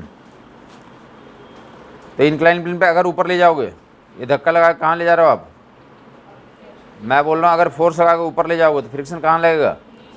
हमें किस पे स्टडी करना होता है, ब्लॉक पे। कहाँ स्टडी करना होता है, धक्का लगा के ब्लॉक को कहाँ ले जा रहे थे, या ले जाना चाह रहे थे, दोनों केस में। तो अगर ऊपर ले जाना चाहते हो फ्रिक्शन कहाँ दिखा दोगे, एंड वाइस वर्सा। अगर सिर्फ रख दोगे इंक्लाइन प्लेन पे तो उसकी जाने की टेंडेंसी कहाँ होगी, नीचे, तो फ्रिक्शन कहाँ लग जाएगा। तो ऐसा करेंगे हम लोग। अगर इंक्लाइन प्लेन पे धक्का मार रहे थे ऊपर, तो जाएगा कहाँ ऊपर, तो फ्रिक्शन फोर्स नीचे। और अगर नहीं धक्का लगा रहे हैं, अब हमारे सरफेस क्या चुके हैं, लाइक रफ सरफेस हो चुके हैं, रख दोगे टेंडेंसी तो इसकी इधर जाने की है ना, टेंडेंसी कहाँ जाने की होगी, और फ्रिक्शन कहाँ लगेगा। समझ आई बात नहीं। एक आगे चल के हम लोग यहाँ पे तो नहीं, यूजुअली लाइक रोटेशन वाले चैप्टर में मिलते हैं कि पहले कौन सा मोशन डेवलप होता है इसके अंदर, पहले कौन सा फोर्स आएगा, mg या फ्रिक्शन। तो पहले mg का जन्म होगा, क्योंकि mg तो ग्रेविटी के कारण आता है। तो रखो या ना रखो, mg तो एक्ट कर ही रखा, और mg का कंपोनेंट यहाँ आएगा। mg साइन थीटा जब उसको बोलेगा चलने के लिए, तब कौन जाएगा, तब फ्रिक्शन जाएगा। फ्रिक्शन वैसे क्या चाहता है, फ्रिक्शन की एक ही चाहत होती है, फ्रिक्शन की एक ही चाहत है कि दोनों आपस में क्या रहें, कांटेक्ट में रहें। ये जो येलो वाला ऑब्जेक्ट है ग्राउंड के कांटेक्ट में रहें, फ्रिक्शन की यही एक चाहत है, ठीक है ये। लेकिन जब ये दोनों क्या होंगे, अलग होने लगेंगे, तो वो क्या करता है, अपोज करता है। समझ आई बात नहीं है। जब ये दोनों सरफेस क्या होने शुरू करेंगे, अलग होना शुरू करेंगे, अभी कोई अप्लाइड फोर्स नहीं है, एन इक्वल टू mg क्या हमारा बैलेंस फोर्स है, अप्लाइड फोर्स नहीं है, तो अभी फ्रिक्शन क्या करा होगा, रिलैक्स होगा, फ्रिक्शन का कोई एक्शन यहाँ में नहीं है। अभी फ्रिक्शन पूछेगा कितना बताएंगे आप? 0। अभी फ्रिक्शन पूछेगा कितना बताएंगे आप? 0। समझ नहीं आई बात? मास दिया रहेगा, जी दिया रहेगा, म्यू दिया रहेगा, पूछेगा फ्रिक्शन बताओ, तो फ्रिक्शन कितना बताएंगे? 0। लिमिटिंग फ्रिक्शन बताओ, तो म्यू एस इंटू एन। हाँ स्टैटिक की तो वैल्यू पूछो। हाँ बेटा, तो फ्रिक्शन वही आएगा ना यहाँ पे रखा हुआ है। ये कुर्सी रखा हुआ, पूछे कुर्सी पे फ्रिक्शन बता दो, तो फिर अभी बताएंगे 0। क्वेश्चंस मिलेंगे जहाँ पे कुर्सी का मास दिया रहेगा, म्यू दिया रहेगा, बोले फ्रिक्शन बता दो, तो फ्रिक्शन वहाँ पे क्या टिक करेंगे? 0। और लिमिटिंग फ्रिक्शन पूछेगा तो म्यू एस इंटू एन करके निकालेंगे। समझ आई बात? लिमिटिंग फ्रिक्शन अलग होता, फ्रिक्शन अलग होता। बाद में जाकर के डिपेंडिंग ऑन द सिचुएशन दोनों के वैल्यू में रिलेशन आ जाएगा। बट जब तक रेस्ट में है तो क्या होगा वहाँ पे? तो अप्लाइड फोर्स वाला काउंटिंग आएगा फ्रिक्शन का। अप्लाइड फोर्स जो होगा वो क्या कहेंगे? फ्रिक्शन कहेंगे वहाँ पे। रेस्ट में जब रहेगा सिस्टम तब। फिलहाल इतना ही डायग्राम दिखा, ब्लॉक रखा हुआ है, ठीक है। ये फ्रिक्शन क्या चाहता है? तुम रेस्ट में रहो, ऐसे चिपके रहो दोनों लोग। क्या चाहता है ये? समझ आई बात नहीं? फ्रिक्शन मस्त है, दोनों चिपके हैं, लेकिन जिस किसी भी कारण से ये दोनों क्या चाहेंगे? अलग होना। क्या चाहेंगे? तो फ्रिक्शन क्या करेगा? उनको अपोज करेगा। पूरी स्टोरी सुन लोगे। फ्रिक्शन क्या करेगा? अब जो सेपरेट होने की टेंडेंसी है दोनों सरफेस की, वो कैसे कैसे हो सकती है? सेपरेट होने की टेंडेंसी देखोगे, ये जो ब्लॉक रखा हुआ यहाँ पे ब्लॉक रखा हुआ है, इसकी सेपरेट होने की 2 तरह की टेंडेंसी होती है। एक ऐसे को उठा दिया तो वो भी क्या हमारा सेपरेट हो गया, और दूसरा जो ऐसे चला रहे हो तो भी क्या हमारा सेपरेट हो रहा है। नहीं, सेपरेट होने का 2 केस होता है। एक जो है सरफेस के पैरेलल भी सेपरेशन हो सकती है, और दूसरा कैसे हो सकता है? तो सरफेस के परपेंडिकुलर। ठीक है, 2 तरह से सेपरेशन हो सकती है, एक पैरेलल और दूसरा। तो दोनों को सेपरेशन से अपोज करने के लिए 2 तरह का फोर्स है, दोनों कांटेक्ट वाले हैं। जो सरफेस के पैरेलल जो सेपरेट होने की टेंडेंसी है, तो उसको अपोज करने के लिए कौन आता है? फ्रिक्शन। और सरफेस के परपेंडिकुलर जो सेपरेट होने की टेंडेंसी है, उसको अपोज करने के लिए कौन है? नॉर्मल है। कांटेक्ट फोर्स 2 टाइप के थे, एक नॉर्मल, दूसरा, और दोनों का पर्पस भी क्या है? सेपरेशन को अपोज करना। तो फ्रिक्शन कौन सा लेग सेपरेशन को अपोज करता है? जो पैरेलल सेपरेशन की टेंडेंसी होती है उसको अपोज करता है। और नॉर्मल किसको अपोज करता है? तो सरफेस के परपेंडिकुलर जो सेपरेशन की टेंडेंसी है उसको अपोज करने के लिए कौन है हमारा? नॉर्मल है। यहाँ पे फिलहाल हम लोग तो ये जो फ्रिक्शन के बारे में पढ़ेंगे, इसका जो नॉर्मल डायरेक्शन में जो सेपरेशन की टेंडेंसी है उसको हम लोग रोटेशन में जाके पढ़ते हैं, टॉपलिंग के हेडिंग में। उस वाला प्रोसीड्यूर को तो रोटेशन वाला चैप्टर में जाके पढ़ेंगे। यहाँ पे सिर्फ जो है फ्रिक्शन के बारे में स्टडी करके तो आगे निकल जाएंगे। इंक्लाइन प्लेन पे अगर नीचे से ऊपर ले जाओगे तो फ्रिक्शन कहाँ लगेगा? नीचे से ऊपर ले जाओगे तो नीचे लगेगा, सरफेस के पैरेलल डाउनवर्ड्स। बता दिया कि फ्रिक्शन जो होता है तो सरफेस के पैरेलल ही लगते हैं, अपोज करता है फ्रिक्शन। सरफेस के पैरेलल एंड और रिलेटिव मोशन को अपोज करता है, रिलेटिव मोशन को अपोज करता है, रिलेटिव मोशन को अपोज करता है। समझ आ गया लोगों को? और रिलेटिव मोशन को अपोज करता है, और रिलेटिव मोशन को अपोज करता है। ये आगे की तरफ पुश करोगे, इधर पुश कर दिया, फ्रिक्शन कहाँ लगेगा? तो फ्रिक्शन आई कैप में लग जाएगा। धक्का मारो नहीं, ये तो नियम बताया कि जिस पे धक्का मारोगे तो उसमें चलने की टेंडेंसी या तो चलेगा या टेंडेंसी होगी, तो फ्रिक्शन क्या करेगा उसको? तो धक्का मारा माइनस आई कैप में, तो चलेगा भी माइनस आई कैप में, या चलने की टेंडेंसी माइनस आई कैप में, तो फ्रिक्शन किधर लग जाएगा? आई कैप में। क्लियर है? तो ये धक्का जो है ऐसे भी हो सकता है, देख लोगे हर एक किताब में ये सवाल मिल जाएगा, हर एक किताब में ये सवाल मिल जाएगा। ये क्या हमारा धक्का हमने एक दिखाया, अगर यहाँ पे तो बोला कि एक्सीलरेट कर रहा है ऑब्जेक्ट, तो कैसे एक्सेलरेशन निकालोगे? ये force minus friction force by mass से डिवाइड करके क्या निकालोगे? ये क्या दिख रहा है तुम्हें? ये व्हीकल दिख रहा है, व्हीकल का बैक फोर्स दिख रहा है। सवाल ये बोले हैं कि व्हीकल जो है ये फोर्स नहीं रहेगा, क्या रहेगा? व्हीकल है, व्हीकल ए एक्सेलरेशन से व्हीकल ए एक्सेलरेशन से आगे जा रहा है, व्हीकल ए एक्सेलरेशन से आगे जा रहा है। हर एक किताब में ये सवाल है, काफ़ी लोग को पहले भी मिल चुका होगा। ये व्हीकल ए एक्सेलरेशन से आगे जा रहा है, लंबाई एल है। और ट्रक मान लो, ट्रक के पीछे क्या होता है? ओपन होता है। ट्रक के पीछे क्या है हमारा? ओपन है। देखोगे अगर ट्रक स्टेशनरी ऐसे रुका रहेगा और जब ट्रक चलना शुरू होता तो क्या होता कि किसी केस में मे भी वहाँ भी रह सकता है, या कुछ केस में क्या होता है वो पीछे लुढ़क जाता है। ये पूछ रहा है कि लुढ़कने में कितना टाइम लगेगा? लुढ़कने में समझ आए? पता नहीं। तो ये लुढ़केगा किसके रिस्पेक्ट में लुढ़केगा? ट्रक के रिस्पेक्ट में। इतना लेंथ चल रहा किसके रिस्पेक्ट में? ट्रक के रिस्पेक्ट में। तो ट्रक में बैठ के सोल्व कर लो। ट्रक में बैठ जाओगे तो क्या लगाओगे इस पर?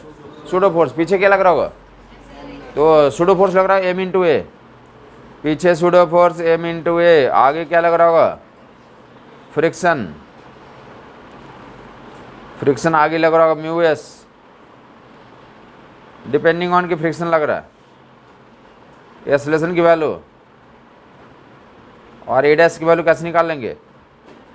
M A minus F by M से। वो कौन सा फ्रिक्शन होगा? तो लिमिटिंग होगा। ये चल रहा तो एफ के दिए रहेंगे तो एफ के से निकाल लोगे। वो फ्रिक्शन ही लिख देता हूँ। सब मतलब मोस्टली केस में म्यू के और म्यू एस अलग नहीं दिए रहते हैं। बेसिक फंडा समझ में आएगा। डिपेंडिंग ऑन कौन सा केस है उसके अनुसार से फ्रिक्शन ले लेंगे। नेट फोर्स निकाल लेंगे, मास से डिवाइड कर देंगे तो क्या निकल जाएगा हमारा? अब ये रिलेटिव एक्सेलरेशन निकल गया। ट्रक के रिस्पेक्ट में बैठ के सोल्व कर रहे हो तो एस बराबर AT स्क्वायर बाई 2 से क्या निकल जाएगा हमारा? कितने टाइम में नीचे गिर जाएगा? कितने टाइम में जो ऑब्जेक्ट है पीछे लुढ़क जाएगा, ट्रक से बाहर आ जाएगा। एल लेंथ दिया हुआ। एस बराबर कौन सा फार्मूला लगा लेंगे आप? UT plus AT square by 2। S relative, you relative, a relative, ऐसा कर लेंगे। एस रिलेटिव आपको पता है, ए रिलेटिव आपको पता है, ठीक है। ये यू रिलेटिव इनिशियली क्या था? टेस्ट में चल रहा था, तो यहाँ से टाइम निकल जाएगा। हर एक किताब में एक सवाल रहेगा ये।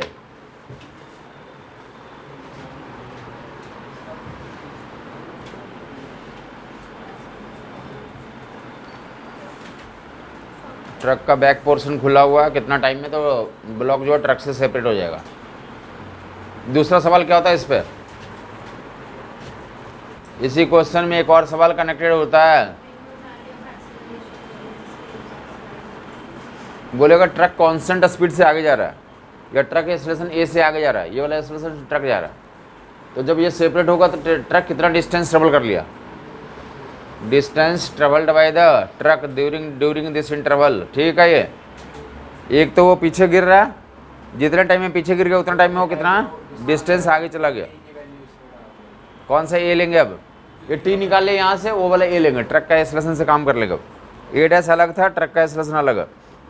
तो ट्रक कितना डिस्प्लेस हो जाएगा ये निकालना होता है, ट्रक का डिस्प्लेसमेंट। तो इस फिर से a into t square by 2।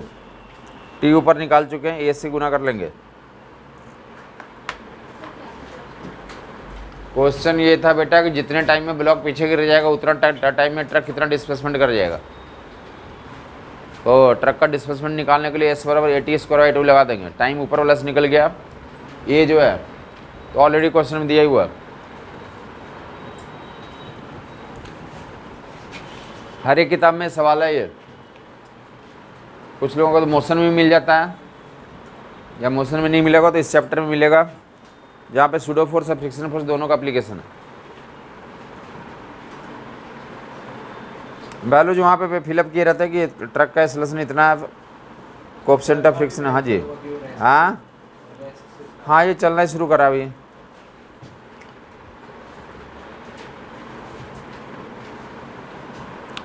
अगर कुछ चल रहा होगा कुछ, अगर ट्रक के लिए अगर दिया हो उसकी ट्रक की वेलोसिटी, क्योंकि अगर ट्रक चल भी रहा है ना तो भी जो ब्लॉक के लिए लगाओगे, क्या लगाओगे, तो उनकी इनिशियल रिलेटिव वेलोसिटी 0 ही आएगी।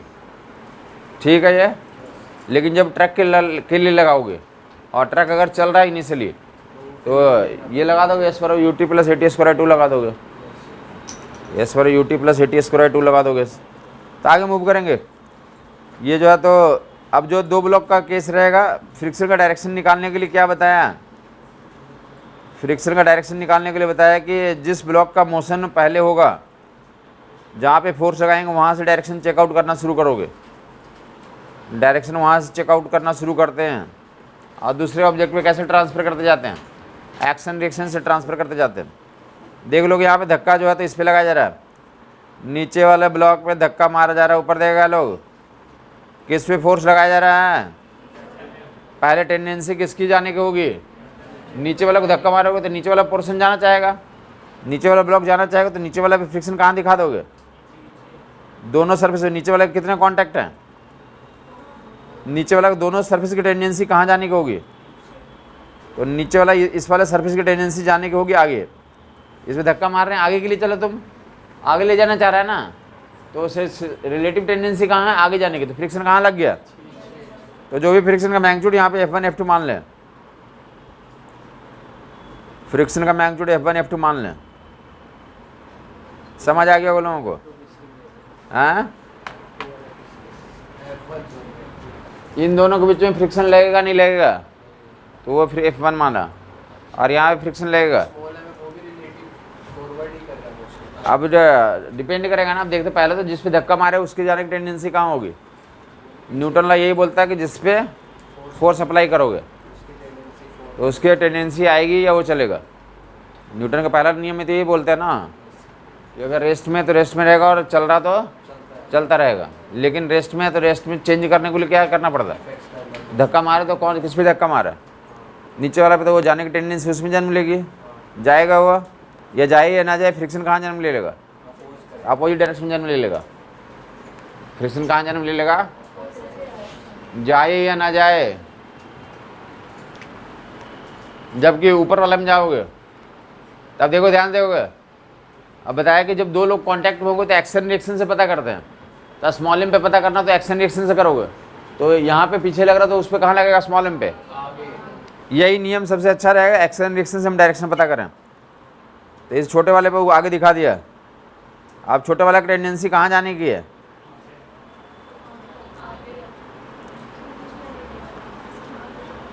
छोटा वाला पे फ्रिक्शन फोर्स F1 जो है इतना आगे की तरफ लग जाएगा, डायरेक्शन निकाल लिया, खत्म हुई बात। दो ब्लॉक रखे हुए थे, किस पे पहले फोर्स लगाया, कैपिटल M पे, तो उसकी टेंडेंसी कहाँ जाने की होगी, कौन सा, इस वाले सरफेस की जाने की टेंडेंसी आगे होगी या इसकी जाने की होगी, दोनों अरे पूरे सरफेस की जाने की होगी, पूरा ब्लॉक एक ही होता ना, तो दोनों सरफेस आगे की तरफ जाना चाह रहा है, तो यहाँ भी फ्रिक्शन फोर्स पीछे और यहाँ भी, यहाँ पे F2 मान लिया, यहाँ पे कितना मान लिया।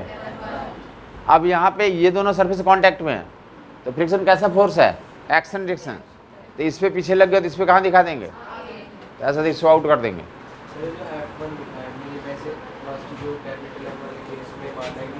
जो मोशन अपोज ही कर रहा है तो वो दोनों कांटेक्ट में थे तो वो अपोज कर रहा है, उनको भी जो स्मॉल है उसके लिए सेपरेट लिखा है। हाँ जी, अगर किसी आदमी को लेकिन या किसी आदमी को लेकिन ना लेकिन छोटे से तो रीजन से पास करवा दो, किसी आदमी को कहाँ से पास करवा दें, तो उसके बॉडी में फ्रंट पोर्शन में स्क्रैच आएगा या पीछे भी आएगा, दोनों तरफ आएगा ना। तो ऐसे बोल रहा है कि ये जो कैपिटल M है ऊपर से भी कांटेक्ट में है, नीचे भी कांटेक्ट में है, इसको पास करना चाहो तो दोनों तरफ, तो दोनों तरफ फ्रिक्शन लगेगा, दोनों तरफ फ्रिक्शन कहाँ लगेगा, अपोजिट डायरेक्शन में लगेगा, तो उधर भी पीछे और यहाँ भी, तो यहाँ पे F2 और F1। अब एक्शन रिएक्शन से क्या करेंगे, तो ऊपर वाले पर ट्रांसफर कर देंगे, एक सरफेस पे पता करते हैं और फिर क्या कर देते हैं, एक्शन रिएक्शन से दूसरे सरफेस पे ट्रांसफर कर देते हैं। पहले कहाँ से स्टार्ट करेंगे, जिस पे फोर्स लगाते हैं वहाँ से स्टार्ट करेंगे, तो उसके जिस पे फोर्स लगाएंगे उसके लिए डेफिनेटली हमें टेंडेंसी पता चल जाएगी। तो रिलेटिव स्लिपिंग की टेंडेंसी पता हो गया तो फ्रिक्शन फोर्स का डायरेक्शन पता चल जाएगा उस पर। और अदर किसी सरफेस पर पता करना तो कैसे ट्रांसफ़र करते हैं, एक्शन रिएक्शन से ट्रांसफ़र करते हैं। और भी वेरियस नियम आते हैं, बट ये तो बेहतर रहेगा कि इससे करें तो जल्दी पता हो जाएगा।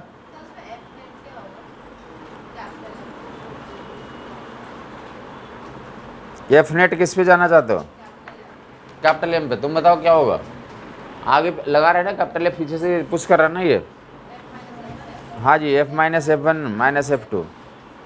नेट फोर्स हॉरिजॉन्टल डायरेक्शन में क्या लगाएंगे, तो आगे की तरफ F लग रहा है, पीछे क्या लग रहा है F1 एंड F2। और उस पे सिर्फ F1। हाँ जी, उस पर सिर्फ और सिर्फ F1। ऊपर वाले पे सिर्फ और सिर्फ नेट फोर्स क्या लगेगा? F1 लगेगा।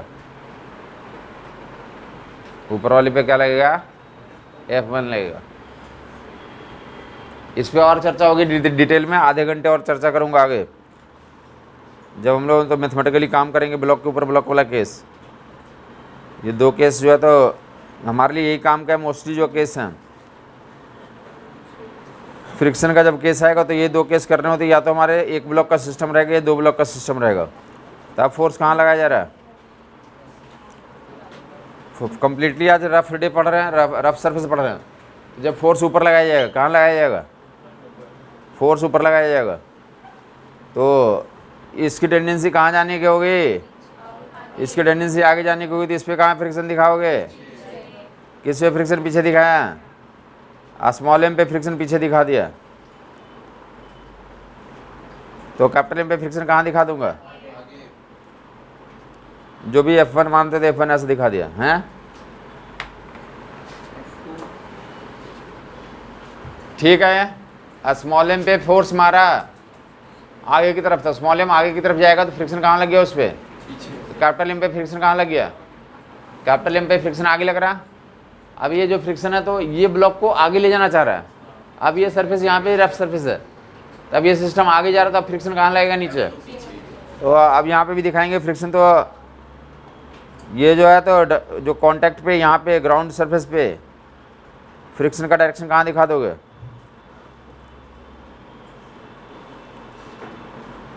समझ आ गया होगा लोगों को?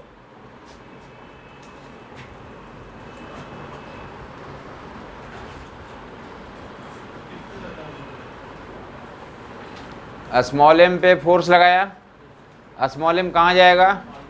तो स्मॉल एम पे फ्रिक्शन। अब स्मॉल एम पे फ्रिक्शन पीछे, तो एक्शन रिएक्शन से यहाँ पे कहाँ जाएगा? ये कैपिटल एम को कौन ले जाएगा? F1 ले जाएगा। कहाँ ले जाएगा? तब यहाँ पे फ्रिक्शन कहाँ लगेगा? अब यहाँ पे फ्रिक्शन कहाँ लगेगा? इसकी टेंडेंसी बेसिकली आगे चलने की हुई। ना समझ में आई बात? अरे कैपिटल एम को चलाने के लिए कौन रिस्पॉन्सिबल है? चलेगा तो कौन रिस्पॉन्सिबिलिटी उसका लेगा? यही लेगा, ये चलाएगा। तो ये चलाएगा किधर की तरफ? आगे की तरफ। तो कहाँ फ्रिक्शन लग जाएगा? यहाँ पे। क्या समझ नहीं आया? आ गया? बोलोगे क्या आ गया? बोलो क्या? स्मॉल एम पे धक्का मारा, स्मॉल एम पे टेंडेंसी आई कैप में, तो फ्रिक्शन माइनस आई कैप में। तो स्मॉल एम में कैपिटल एम का जो सरफेस है तो यहाँ पे फ्रिक्शन है आई कैप में। अब यही फोर्स इसको ले जाने के लिए बोलेगा, यही फोर्स इसको बोलेगा कि चलो। तो जो इस ब्लॉक की टेंडेंसी इधर जाने की है, तो यहाँ पे कॉन्टैक्ट सरफेस से फ्रिक्शन कहाँ लग जाएगा? माइनस आई कैप में लग जाएगा। सीधा नियम है कि जिस पे फोर्स लगाएंगे वहाँ से स्टार्ट करेंगे और दूसरे सरफेस पे एक्शन रिएक्शन से ट्रांसफर कर देंगे। और रिलेटिव स्लिपिंग को क्या करता है? बस इतनी इन पॉइंट को ध्यान में रखेंगे तो डायरेक्शन आपका आइडेंटिफाई हो जाएगा। रिलेटिव स्लिपिंग को अपोज करता है। तो 1 बाय 1 क्वेश्चंस पे आते हैं, सिंगल ब्लॉक वाले क्वेश्चंस पे आते हैं, फिर डबल वाले पे आएंगे। सिंगल ब्लॉक वाले पे तो क्या होता है हमारे पास? एक तो वो केस होता है जहाँ पे हमारे का तो मैग्नीट्यूड से काम हो जाएगा।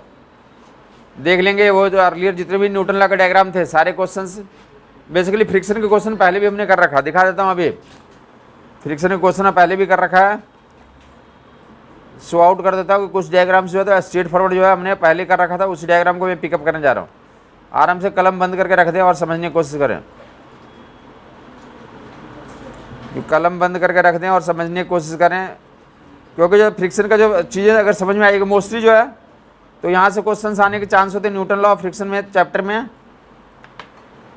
तो फ्रिक्शन लॉ से ज़्यादा प्रोबेबिलिटी होती है कि जो क्वेश्चंस आएंगे, जब दोनों को माने ना, क्योंकि जो न्यूटन लॉ का कॉन्सेप्ट यहाँ पे चेकिंग हो ही जाता है, तो पॉसिबिलिटी यहाँ से ज़्यादा होती है। और जिनको समझ में आता है तो फ्रिक्शन में तो इसके क्वेश्चन ओरली कर लेते हैं मोस्टली लोग, क्योंकि इसमें काम ही इतना ही करना है, सॉल्यूशन निकालो इतना ही। या तो फ्रिक्शन टेस्ट करो कि कितना कितना फ्रिक्शन होगा, या क्या निकालो, सॉल्यूशन आइडेंटिफाई करो।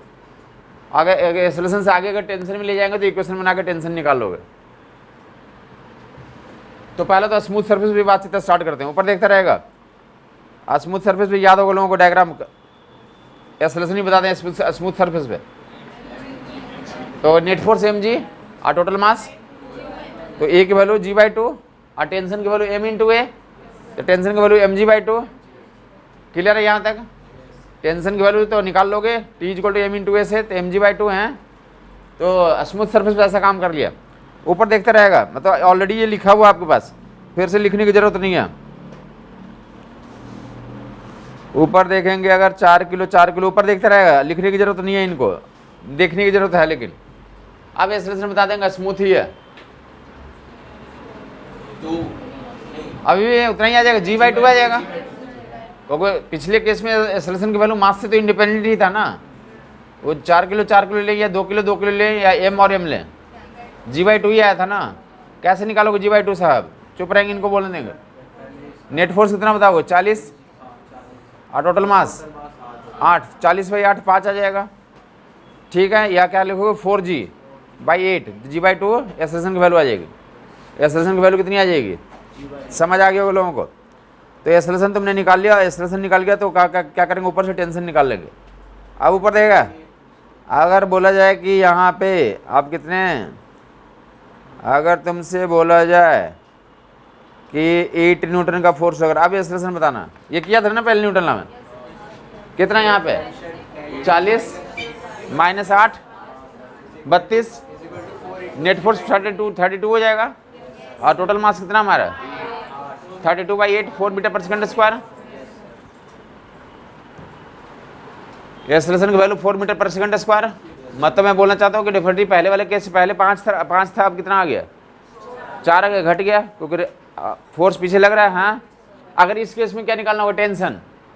तो या तो यहाँ से कर लो, 40 - t equal to 4 into a, तो टेंशन निकल जाएगा ना यहाँ से।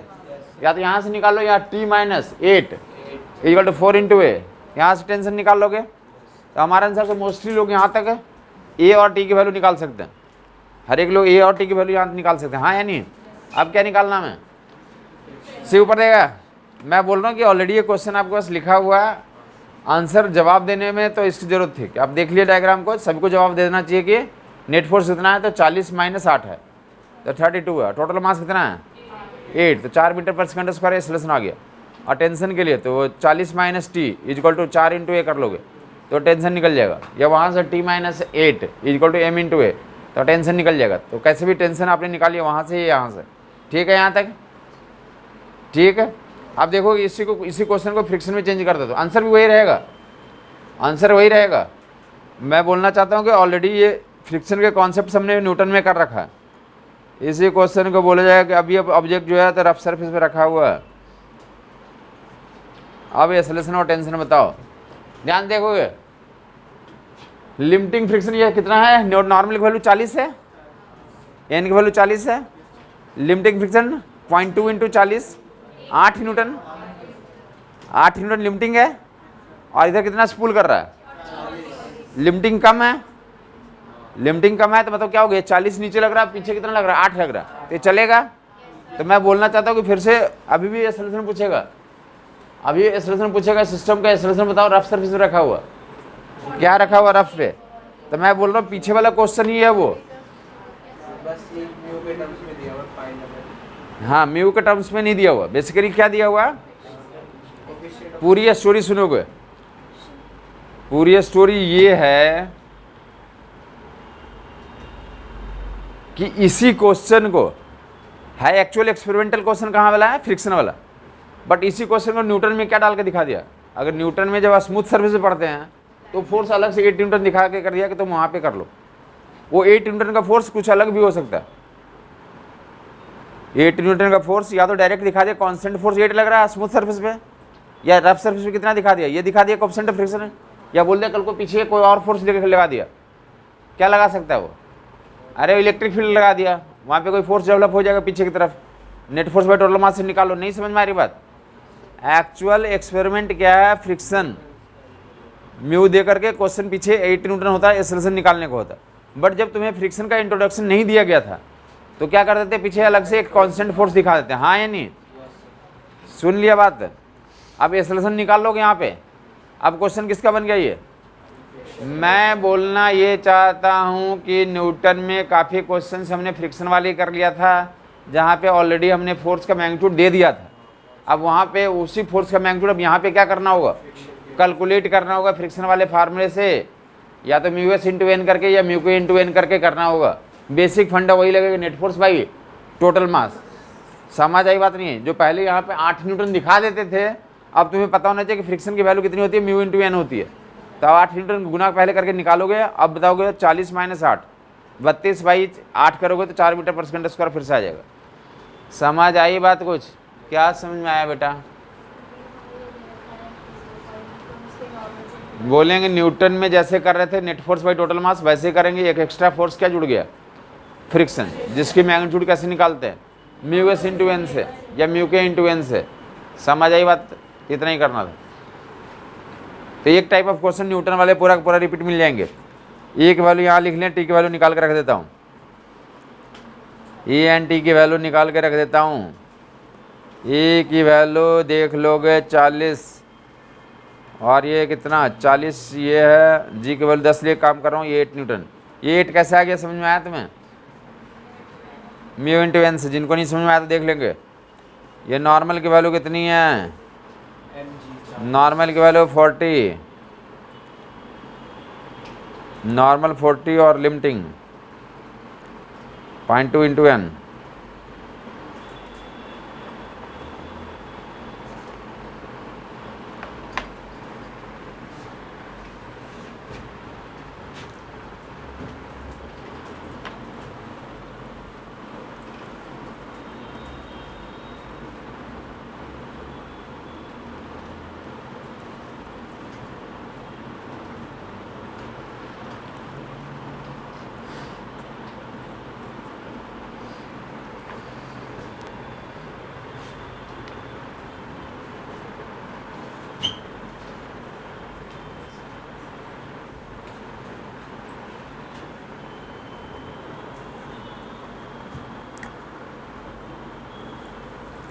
टेंशन के लिए किसका इक्वेशन बना दो, इसका या इसका? 4 गुने ए, 40 माइनस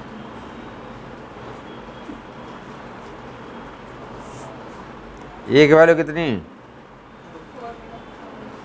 तो टी की वैल्यू 40 माइनस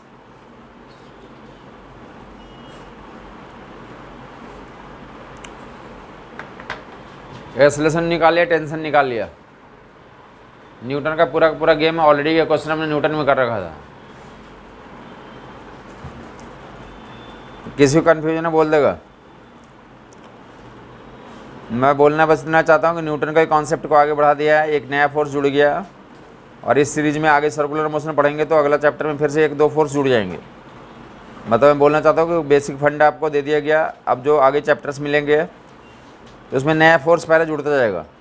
जो पूरा फिजिक्स का सिलेबस होता है दिमाग में डालेंगे क्या है हमारा, बेसिकली अर्लियर जो हमने पढ़ा था एक्सेलरेशन वगैरह, अगर तुम जानना चाहते हो पूरी बात, तो अर्लियर हमने मोशन में क्या पढ़ा था, अरे एक्सेलरेशन निकालो ना, पढ़ा था ना, निकालो ए निकालो, या कुछ क्वेश्चन में ए दिया होता था, ये दिया था ना, यू दिया था, ए दिया था, टी दिया था, तो क्या निकालते थे हम लोग, अरे भी निकालते थे, या एस निकालते थे, यही ना, यू दिया था, ए दिया था, टी दिया था।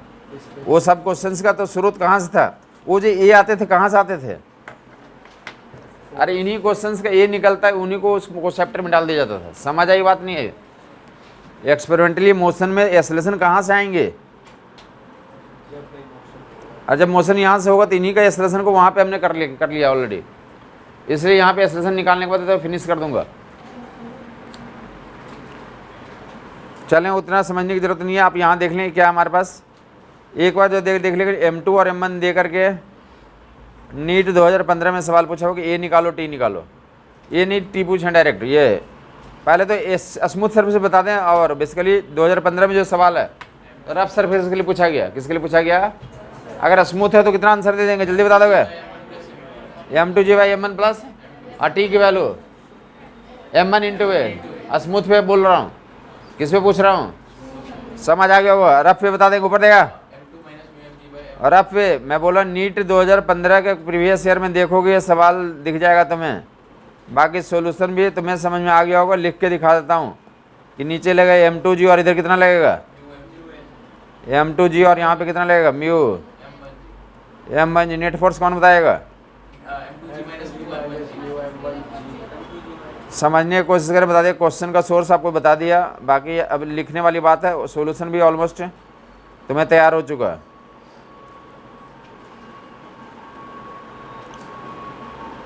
ए की वैल्यू निकाल लिया, ए की इक्वेशन लिख करके ए की वैल्यू डाल देंगे तो क्या निकल जाएगा हमारा? टेंशन की वैल्यू निकल जाएगा। 4 ऑप्शन दे रहे हैं, वेरीफाई कर लोगे।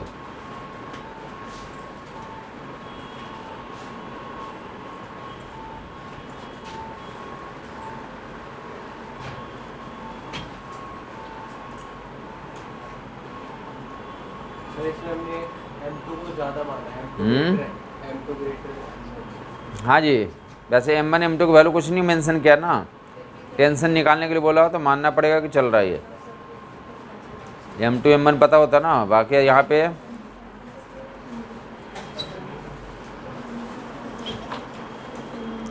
ए की वैल्यू में किसी को दिक्कत है? Net force by total mass से क्या निकाल लिया हमने? आप जो है तो टेंशन निकालना है। M2G माइनस T या फिर उधर से करेंगे तो जैसे भी आपको समझ में आ गया M2A M2G minus T finish. से करते हैं T माइनस म्यू। हाँ जी, T minus mu M1G equal to M1 है। T की वैल्यू M2G माइनस M2A। ए की वैल्यू फिलअप कर लोगे। ए की वैल्यू कितना? M2G माइनस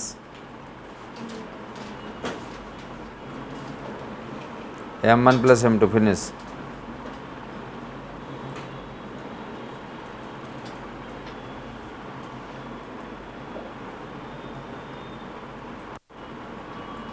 जी वगैरह कॉमन ले लोगे, जो आंसर आएगा रख लोगे।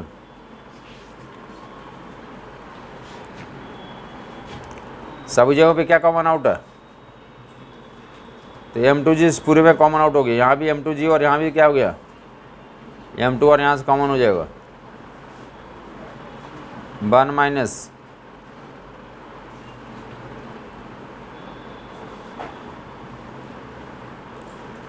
रिमेनिंग काम तो लिखने वाला काम है। ये क्वेश्चन देख के समझ में तो आ गया होगा ना कि क्या करना, लिखना है, इसमें आंसर आ जाएगा।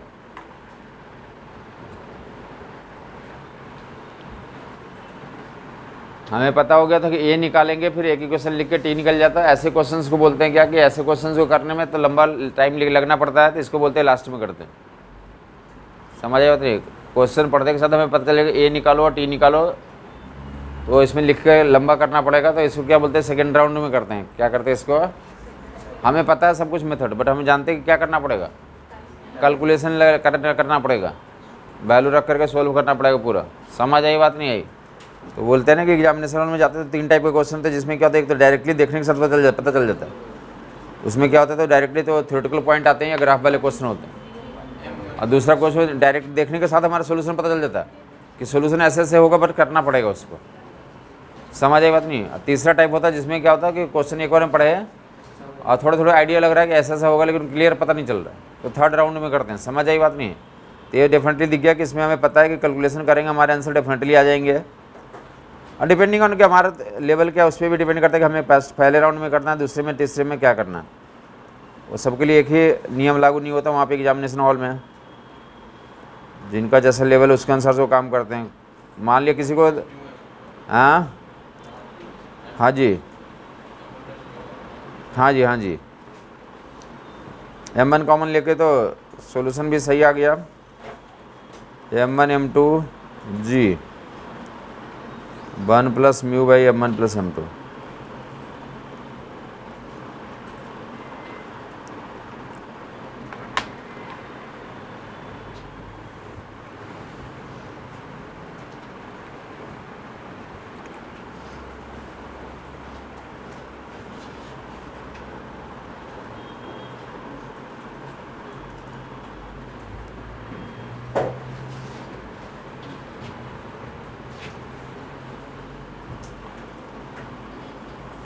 ये वो वाला केस कर रहे हैं जहाँ पे क्या है हमारा पूरा का पूरा सब कुछ का फ्रिक्शन का चैप्टर पढ़ रहे हैं, लेकिन काम कैसे जैसे करना पड़ रहा है, न्यूटन के जैसा। ऐसा काम कहाँ पे कर रखा है ऑलरेडी हमने, न्यूटन वाला चैप्टर में भी कर रखा है।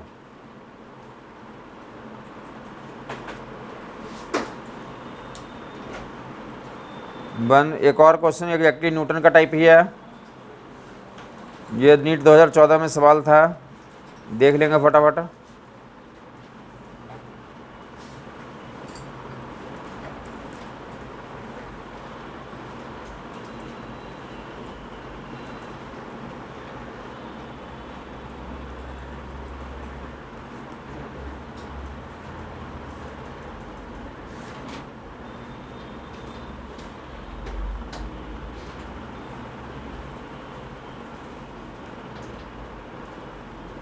पहले ये एक वैल्यू बतानी है। स्मूथ पे बता दें आप पहले तो, स्मूथ सरफेस पे स्मूथ सरफेस पे ए बताना है, उसके बाद T1 बताना है, T1 T2 T3। जल्दी जल्दी बता दें, हमारे एग्जाम में आता है, हमें कितनी बार भी कर रखा तो आंसर हम बता दें जल्दी जल्दी कि हमारा सही हो रहा। क्या करेगा आप, mg है ये, नेट फोर्स mg होगा, टोटल मास कितना हो गया, तो mg/4 mg/4 आ जाएगा। स्मूथ सरफेस पे पहले डायग्राम बना दिया, बता रखा था जो मोस्टली केस में जब हम फ्रिक्शन करते हैं तो पहले स्मूथ वाला डायग्राम एक बार कर लेते हैं, बाद में फिर तो रफ वाले में डाल देंगे ऐसे ही। e की वैल्यू g/4 आ गया। T3 के लिए देखा था, T के लिए, T3 के लिए T लगेगा, T3 लगेगा, तो T3 = m × a। Smooth surface पे काम करना है अभी, तो T3 = mass into acceleration, mass is m × acceleration g/4। Clear है? यहाँ पे T1 के लिए mg - T1 3 mg/4 आ जा रहा है। स्मूथ सरफेस पे किसी को दिक्कत आ रही है तो बता देगा, लिखने की ज़रूरत नहीं है। आप ऐसा नहीं कि स्मूथ सरफेस पे एक बार डायग्राम बनाया, एक बार रफ पे बनाया और घर पे जाकर दिखाया कि मैंने इतना पढ़ा। देखना है, समझना है कि हमें समझ में आ जा रहा है, हम बताने की कोशिश करें ओरली। अगर हमें पता चल जा रहा है कि तो हम अपने आप को तो ओरली कैलकुलेशन चेक करेंगे हमारा सही हो जा रहा नहीं हो जा रहा। तो क्या करेंगे, जा रहा है ए से, तो क्या लिखेंगे equation, m1 × a, m1 × g/4 mg - T1 की वैल्यू कितनी आ गई, तो लिखने की ज़रूरत थी नहीं। अगर आपने लिख दिया तो कोई बात नहीं, बट ज़रूरत थी नहीं। स्मूथ सरफेस से पहले भी ऐसे डायग्राम हमने कर रखा, स्मूथ सरफेस से पहले भी ऐसे डायग्राम हमने कर रखा। समझ आ गई बात? हमेशा से कोई भी चीज़ ना लिखना ही नहीं होता। जैसे काफ़ी बार कोई कहीं जा रहे रास्ते में मिठाई होता तो क्या करते, हमेशा खाने के लिए होता क्या, कभी देखने के लिए भी होता। ऐसे ये देखने के लिए था कि आपको ऑलरेडी न्यूटन ने पढ़ रखा, अब 4-5 क्लास पहले ये चीज़ कर रखा है तो आपको आसान लग रहा होगा। तो आपको क्या होना चाहिए कि अब हम लोग कर लें, ये ओरली करके अपना आगे निकल सकते हैं हम लोग। यहाँ पे तो एक्सेलरेशन टेंशन निकाल, T2 के लिए इक्वेशन बना काम कर सकते हो तुम आगे। T2 T2 - T3 = m × a। तो यहाँ पे ऑलरेडी T3 पता था तो क्या निकल जाएगा, T2 निकल जाएगा। क्या निकल जाएगा, ठीक है? यहाँ तो T1 T2 T3 निकल गया। बेसिकली तुम्हारे एग्जाम में नीट का 2014 पहले पेपर देख लेगा इधर, बातचीत नहीं करें, बातचीत का कोई मौका नहीं है। बातचीत के लिए तो आप यहाँ पे नहीं आए हैं, आप जो है तो क्वेश्चंस में जो फंडा समझाया जा रहा है, म्यू म्यू म्यू। T3 तो m × a हो गया था, बस खत्म हो गए थे। स्मूथ सरफेस से काम कर रहे थे ना। 2014 वाला पेपर देख लो इधर, नीट 2014 वाला पेपर देखो, उसमें डायग्राम ऐसा बना हुआ है, ए की वैल्यू पूछा हुआ है, रफ सरफेस पे काम कर रहे हैं, ए तक ही पूछा हुआ, 4 ऑप्शन दियो, 4 m तो लिखोगे ना। और यहाँ पे फ्रिक्शन कितना लग रहा है पीछे, μmg μmg μmg μmg यहाँ लग रहा है, mg यहाँ, μmg यहाँ भी लग रहा है, μmg यहाँ भी लग रहा है। और नीचे क्या लग रहा है हमारा, mg - 3 μmg।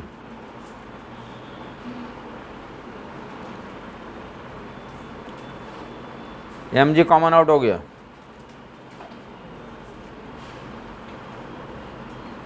जो कैंसिल हो कैंसिल करके 4 ऑप्शन देख लेंगे।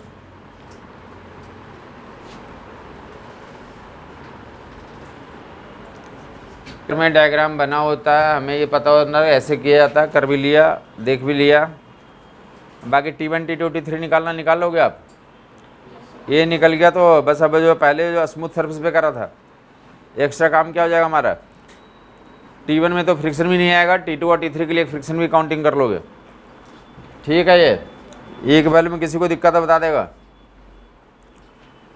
जिनको भी दिक्कत है बता दें।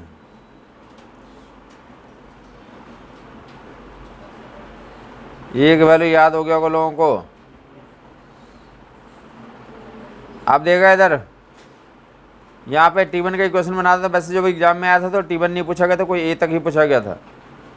यहाँ पे T1 माना था, ये क्या हमारा mg, ए से नीचे जा रहा, कौन इक्वेशन बता देगा। mg minus T1 m into a, mg minus निकल जाएगा, एक वैल्यू रख दो T1 निकल जाएगा।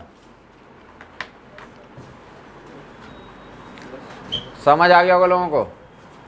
T3 के लिए भी क्वेश्चन लिख दूं, T3 minus mu M g equal to m into a रख दोगे, T निकल जाएगा, T1 निकल जाएगा। हाँ जी, जिनको कन्फ्यूजन हो रही है बता दें।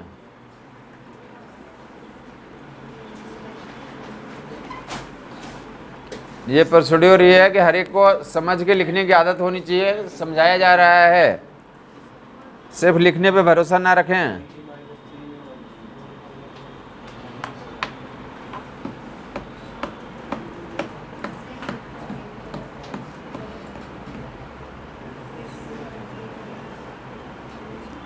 mg minus T1 is equal to m into ए।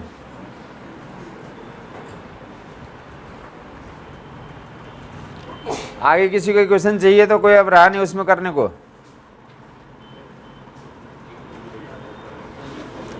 चलें आपस में थोड़ा बातचीत कर लें आप लोग, काफ़ी लोगों को कन्फ्यूजन आ रहा है इस सवाल में। यहाँ पे कितना लग रहा है, T3 लग रहा है, देख लेंगे T3 में, जिनको T3 में कन्फ्यूजन था यहाँ से दूर कर लें अपना। जा कहाँ रहे सिस्टम, इधर जा रहा है तो राइट साइड में m into A, T3 minus mu M G, यहाँ से क्या निकल जाएगा तुम्हारा, T3 की वैल्यू निकल जाएगी। समझ आ गया होगा लोगों को। एक वैल्यू रख दो तो क्या निकल जाएगा हमारा, एक वैल्यू रख देंगे तो T3 निकल जाएगा। और रूटीन होता, कोई मान लिया था कि तुम समझदार हो, समझ रहे थे शुरू से तो कर लोगे, T1 T2 का क्वेश्चन बना कर लोगे। आगे मूव करते हैं, जल्दी से एक वैल्यू बता दें, या होमवर्क रूप में करके लेको, होमवर्क रूप में करेंगे जाकर घर पे। ये भी हर एक किताब में डायग्राम बना हुआ। बाकी हम लोग नेक्स्ट फंडे में मूव कर रहे हैं। बाकी अब दिखा दिया कि न्यूटन वाले टाइप का क्वेश्चंस होते हैं यहाँ पे, हर एक किताब में भी मिलेंगे और एग्जाम में भी पूछा गया।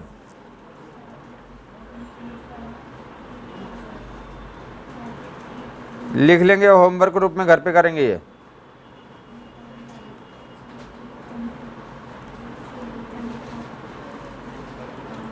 .5 kg 1 kg 1 kg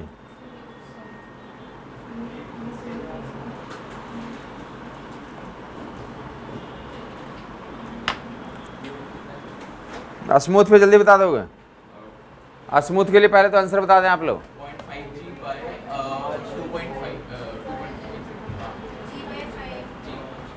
G/5 anybody else?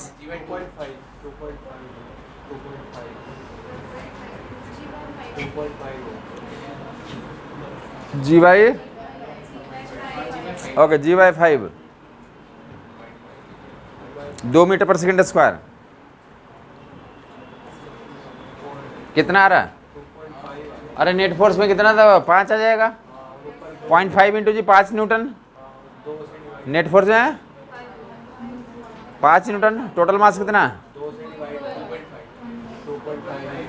समझ आ गया होगा लोगों को। स्मूथ सरफेस पे ऐसा कर दिया गया, स्मूथ सरफेस पे ऐसा कर दिया, स्मूथ है। बाकी अब रफ दिया हुआ, होमवर्क रूप में करोगे घर पे जा करके। 0.2 न्यूटन 0.2 दिया हुआ, घर पे होमवर्क रूप में करोगे। ऑलरेडी 2 एग्जाम्पल ऐसा करवा दिया गया। मास m के टर्म्स में करवा दिया गया, 3 ब्लॉक वाला केस कर दिया था, यहाँ पे 2 ही ब्लॉक दिया गया। तो होमवर्क में जाकर के a और T1 T2 निकालोगे तुम, 2G/5 आ जाएगा। a यहाँ पे और T1 T2, यहाँ पे एक्सेलरेशन टेंशन T1, यहाँ पे T2, एक्सेलरेशन T1 T2। ए की वैल्यू तो लिख लो कितना होता है, ये 0.4 मीटर पर सेकेंड स्क्वायर आ रहा है। 0.1 G/2.5 एक्सेलरेशन हाँ, G/2.5 एक्सेलरेशन की वैल्यू इतनी आएगी, आंसर बता रहा हूँ, आंसर की वैल्यू बता रहा हूँ, घर पे जाके बैठ के करेंगे।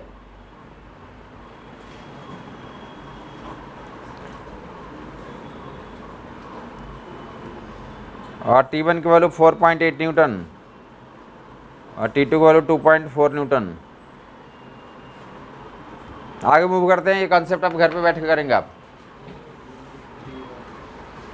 एक्सेलरेशन और टेंशन के लिए तो बता दिया कि न्यूटन वाला केस ही चलता है, दिक्कत होगी तो फिर से कल कर दूंगा, नेक्स्ट टाइम कर देंगे। सी ऊपर देगा।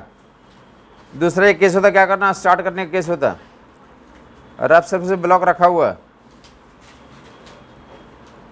देखेंगे ऊपर देंगे लोग। अगर इतना ही पूछ दिया गया कि स्मूथ सरफेस पे कितना फोर्स से यह स्टार्ट हो जाएगा, F required to start the system, F minimum बताना है टू स्टार्ट सिस्टम। स्मूथ पे पूछा जाएगा तो क्या बताओगे, F minimum to start system, just start करना है, मिनिमम फोर्स बताएं स्टार्ट करने के लिए, तो एनी फोर्स ग्रेटर देन 0, क्या आंसर होगा। एफ मिनिमम की वैल्यू क्या होगी, तो that be any positive force, कोई भी पॉजिटिव फोर्स जो कि क्या हो 0 से बड़ा हो, और किधर एक्ट करना चाहिए, हॉरिजॉन्टल डायरेक्शन में, क्या कर देगा हमारा, स्टार्ट कर देगा। अगर सरफेस स्मूथ होगा तो मीनिंग ये हो गया कि स्मूथ सरफेस पे इस कॉन्सेप्ट का कोई मीनिंग नहीं है। स्मूथ सरफेस पे अगर ब्लॉक है तो कोई भी हॉरिजॉन्टल डायरेक्शन में कोई भी पॉजिटिव फोर्स लगा हुआ तो क्या कर देगा, उसको स्टार्ट हो जाएगा सिस्टम। हमें जस्ट स्टार्ट ही करना है। वो 0.001 न्यूटन का भी फोर्स लगाओ, कितना भी स्मॉल से स्मॉल फोर्स लगाओ तो क्या कर देगा वो, स्टार्ट करने के लिए क्या होना चाहिए, हॉरिजॉन्टल में स्टार्ट करना चाहते हैं तो कोई पॉजिटिव फोर्स से स्टार्ट कर देगा, स्मूथ सरफेस अगर है तो। लेकिन अगर रफ होगा यही चीज़, यही रफ होगा तो जब स्टार्ट करना चाहोगे तो कौन जन्म लेता है, तो लिमिटिंग। तो बोलेंगे जैसे रफ सरफेस पे काम करें, ये लिमिटिंग लग रहा है, आगे क्या लग रहा है हमारा, तो एफ लग रहा है। स्टार्ट करना है, स्टार्ट करना तो कौन बड़ा होना चाहिए, एफ बड़ा होना चाहिए एफ लिमिटिंग से। तो मिनिमम फोर्स की वैल्यू कितनी होगी स्टार्ट करने के लिए, लिमिटिंग के बराबर होगी, कम से कम उतना लगाओगे तभी तो कुछ चांस आएगा। कम से कम कितना लगाना पड़ेगा, सिस्टम को जस्ट स्टार्ट करना है।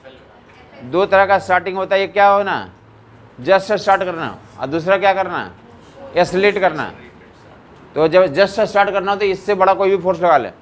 क्रिटिकल वैल्यू में कितना बोलेंगे, तो that will equal to F. हाँ जी, मान लेंगे इक्वल है तो भी क्या हो गया, स्टार्ट हो गया। इक्वल है तो भी क्या मान लेंगे, समझ आई बात नहीं। ये बोलते क्रिटिकल वैल्यू में मान लिया, मतलब टेंडेंसी आ गई है ना। यहाँ पे ये बोलो एक्सेलरेशन की वैल्यू कितना, ये बोलना चाहते हैं एक्सेलरेशन 0 है, एक्सेलरेशन 0 है, बट फोर्स लगा के तो उसके अंदर क्या जन्म दे दिया तुमने, आशा उसके अंदर जगा दी है तुमने, तुम्हारा भी नंबर आएगा, चलने के लिए तैयार रहो तुम। समझ आई बात नहीं। तो उसी को क्या बोलते हैं, जस्ट स्टार्ट हो गया, ठीक है। ये और दूसरा अगर चल रहा है तो ज़्यादा फोर्स लगाओगे इससे। अगर ज़्यादा लिमिटिंग से डबल फोर्स लगा दिया तो क्या होगा, एक्सेलरेट करेगा, तो एक्सेलरेशन की वैल्यू कैसे निकालेंगे, एफ कौन सा फोर्स है, हॉरिजॉन्टल सरफेस का हॉरिजॉन्टल कंपोनेंट है। अगर एंगल पर रहेगा तो कौन सा कंपोनेंट आएगा ये, अरे एफ हॉरिजॉन्टल सरफेस के पैरेलल जो फोर्स लग रहा, हॉरिजॉन्टल फोर्स है, एफ कौन सा फोर्स है। अगर कम एंगल पर रहेगा तो कौन सा चीज़ होगा, ये हॉरिजॉन्टल कंपोनेंट ले लेंगे। समझ आई बात नहीं आई। एफ कौन सा फोर्स है वहाँ पे, हॉरिजॉन्टल कंपोनेंट ऑफ फोर्स किससे बड़ा होना चाहिए, लिमिटिंग से बड़ा होना चाहिए, तभी क्या होगा वो चल जाएगा। जस्ट बराबर कर देंगे तो चल जाएगा, ज़्यादा रहेगा तो डेफिनेटली चलेगा, एक्सेलरेशन से चलेगा। ये केस को मानते क्या हो गया, जस्ट स्टार्ट हो गया। हाँ एक्सेलरेशन 0 है, लेकिन क्या मानेंगे, स्टार्ट हो गया है, क्या मानेंगे।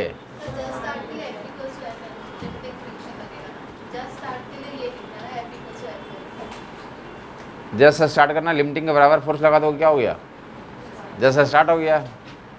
इंतजार में रहेगा क्या, इन्हें कभी तो पहुँचेगा। अरे बोलते हैं ना, घर से बारात निकल चुकी है, अब चलेगी पहुँचेगा, निकल चुकी तो पहुँचेगा ही ना। समझ आई बात नहीं। अगर बोलो नहीं निकला तब तो हल्का मच जाएगा, लेकिन अगर बोल दे तो निकल चुकी है तब तो आशा बना रहता ना कि निकल तो चल रही है, आदमी उधर तैयारी कर रहा है। तो यही मानते जस्ट स्टार्ट का मतलब हो गया, एक्सलेशन 0 है, एक्सलेशन क्या है, निकल चुका है। समझ आ गया वो लोगों को, आशा तो बनाना होता ना। तो ये निकालना होगा जब कर लोगे। बाकी हम देख लें यहाँ पे, बच्चा बच्चा देश में जानता है, देख लेंगे। आसमान में मैं लिख दे रहा हूँ, ऊपर देखता रहेगा। ये सब चीज़ ऑलरेडी जानते हैं आप, बचपन में सुना होगा कि पुल करना क्या होता है, आसान होता है। पुल करना क्या होता है, आसान होता है। पुल करना क्या होता है, फिर भी लोग क्या करते रहते हैं, पुश करते रहते हैं। पुल करना आसान होता है। डिलीवरी में भी तो ऐसे ही होता है ना, तुम्हें पता नहीं पता। अरे जो डिलीवरी करवाते हैं गायनो बनते हैं ना, डॉक्टर बन जाओगे तो गायनो होता है। गायनो बोलते, क्या बोलते हैं, गायनी। तो उसमें क्या बोला जाता है कि पुश करो, क्या करो, पुश करो। अगर उससे काम नहीं चलता तो फिर क्लास में क्या करते हैं, तो बाहर से खींच लेते हैं। लेकिन पुश तो करना ही पड़ेगा अंदर से। समझ नहीं आई बात कुछ। अरे वहाँ चिल्लाते हैं पुश करो पुश करो पुश करो, यही रेमेडी होती है वहाँ पे। अब पुश नहीं करेगा तो मर जाएगा दोनों। इसमें कौन से छिपने छिपाने वाली बात है। देखो पुल करना क्या है, easier, pull is easier to push, इसलिए क्या नाम पड़ा, rickshaw puller. Rickshaw puller, rickshaw puller क्यों बोलते हैं, it is easier to pull, it is easier to pull then. पुराने ज़माने में स्टेटमेंट पूछ रहा था कौन सा सही है गलत है, तो कर लोगे ना तुम। तो एफ एंगल पे, हॉरिजॉन्टल से एफ एंगल पे क्या कर रहे हैं, पुल कर रहे हैं। हॉरिजॉन्टल से थीटा एंगल पे क्या कर रहे हैं, क्या करना है, टारगेट क्या है।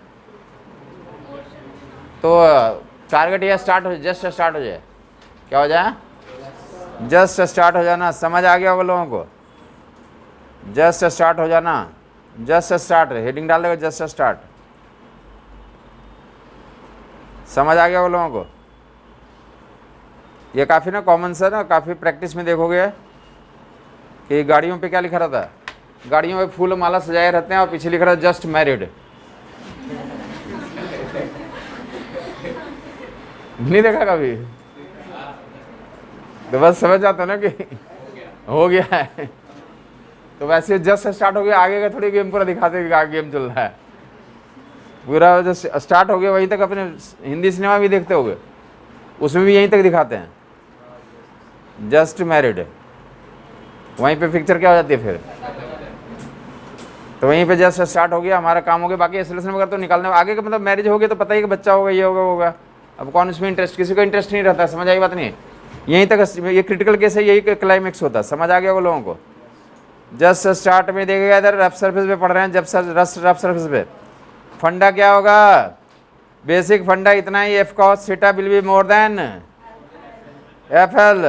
एफ एल निकालेंगे, एफ एल क्या होता है, ये नॉर्मल का गेम है, नॉर्मल का गेम है, नॉर्मल का गेम है। एम जी नीचे, ऊपर कौन सा कंपोनेंट, नीचे एम जी, ऊपर एफ साइन थीटा, इधर कौन सा, ऊपर और क्या। किसको ये डायग्राम में मज़ा नहीं आया, किसको लग रहा है कि एफ को ऐसा क्यों कर दिया, एफ को ऐसा तोड़ना ही पड़ेगा। समझ नहीं आई बात।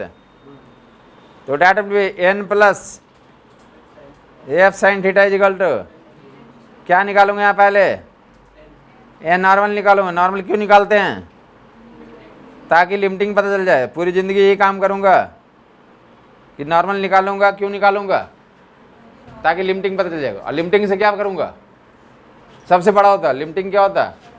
तो ये कंडीशन आगे अप्लाई कर लेंगे। यहाँ पे क्या कंडीशन अप्लाई करेंगे,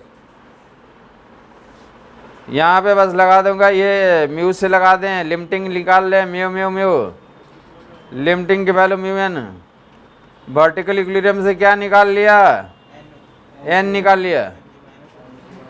आप क्या करेंगे, स्टार्ट करने के लिए, स्टार्ट करने के लिए कौन बड़ा होना चाहिए, किससे, समझ आई बात। लिमिटिंग फ्रिक्शन कम होना चाहिए और एफ कॉस थीटा तो क्या हो जाएगा हमारा, आज स्टार्ट हो जाएगा। तो एफ को एक तरफ लेकर कॉमन ले लें, F cos theta plus mu F sine theta greater than mu M G. तुम भी किसी 11th क्लास के बच्चे को निकाल के दिखा सकते हो कि देखो बेटा, हाँ जी, एफ जो है म्यू एम जी, पुलिंग करोगे तो कम से कम इतना फोर्स लगाना पड़ेगा, तभी क्या होगा सिस्टम, मोशन में आएगा। एफ जो है इतना या इससे बड़ा होगा, इससे बड़ा मतलब मिनिमम वैल्यू इतनी हो गई, पुलिंग के लिए मिनिमम फोर्स की वैल्यू इतनी हुई, minimum pulling force to start start start, minimum pulling force to start, इससे बड़ा मतलब इतना, समझ नहीं आया। इतना फोर्स या इससे ज़्यादा लगाओगे तो क्या होगा, स्टार्ट होगा। Sir mu sign. Very good.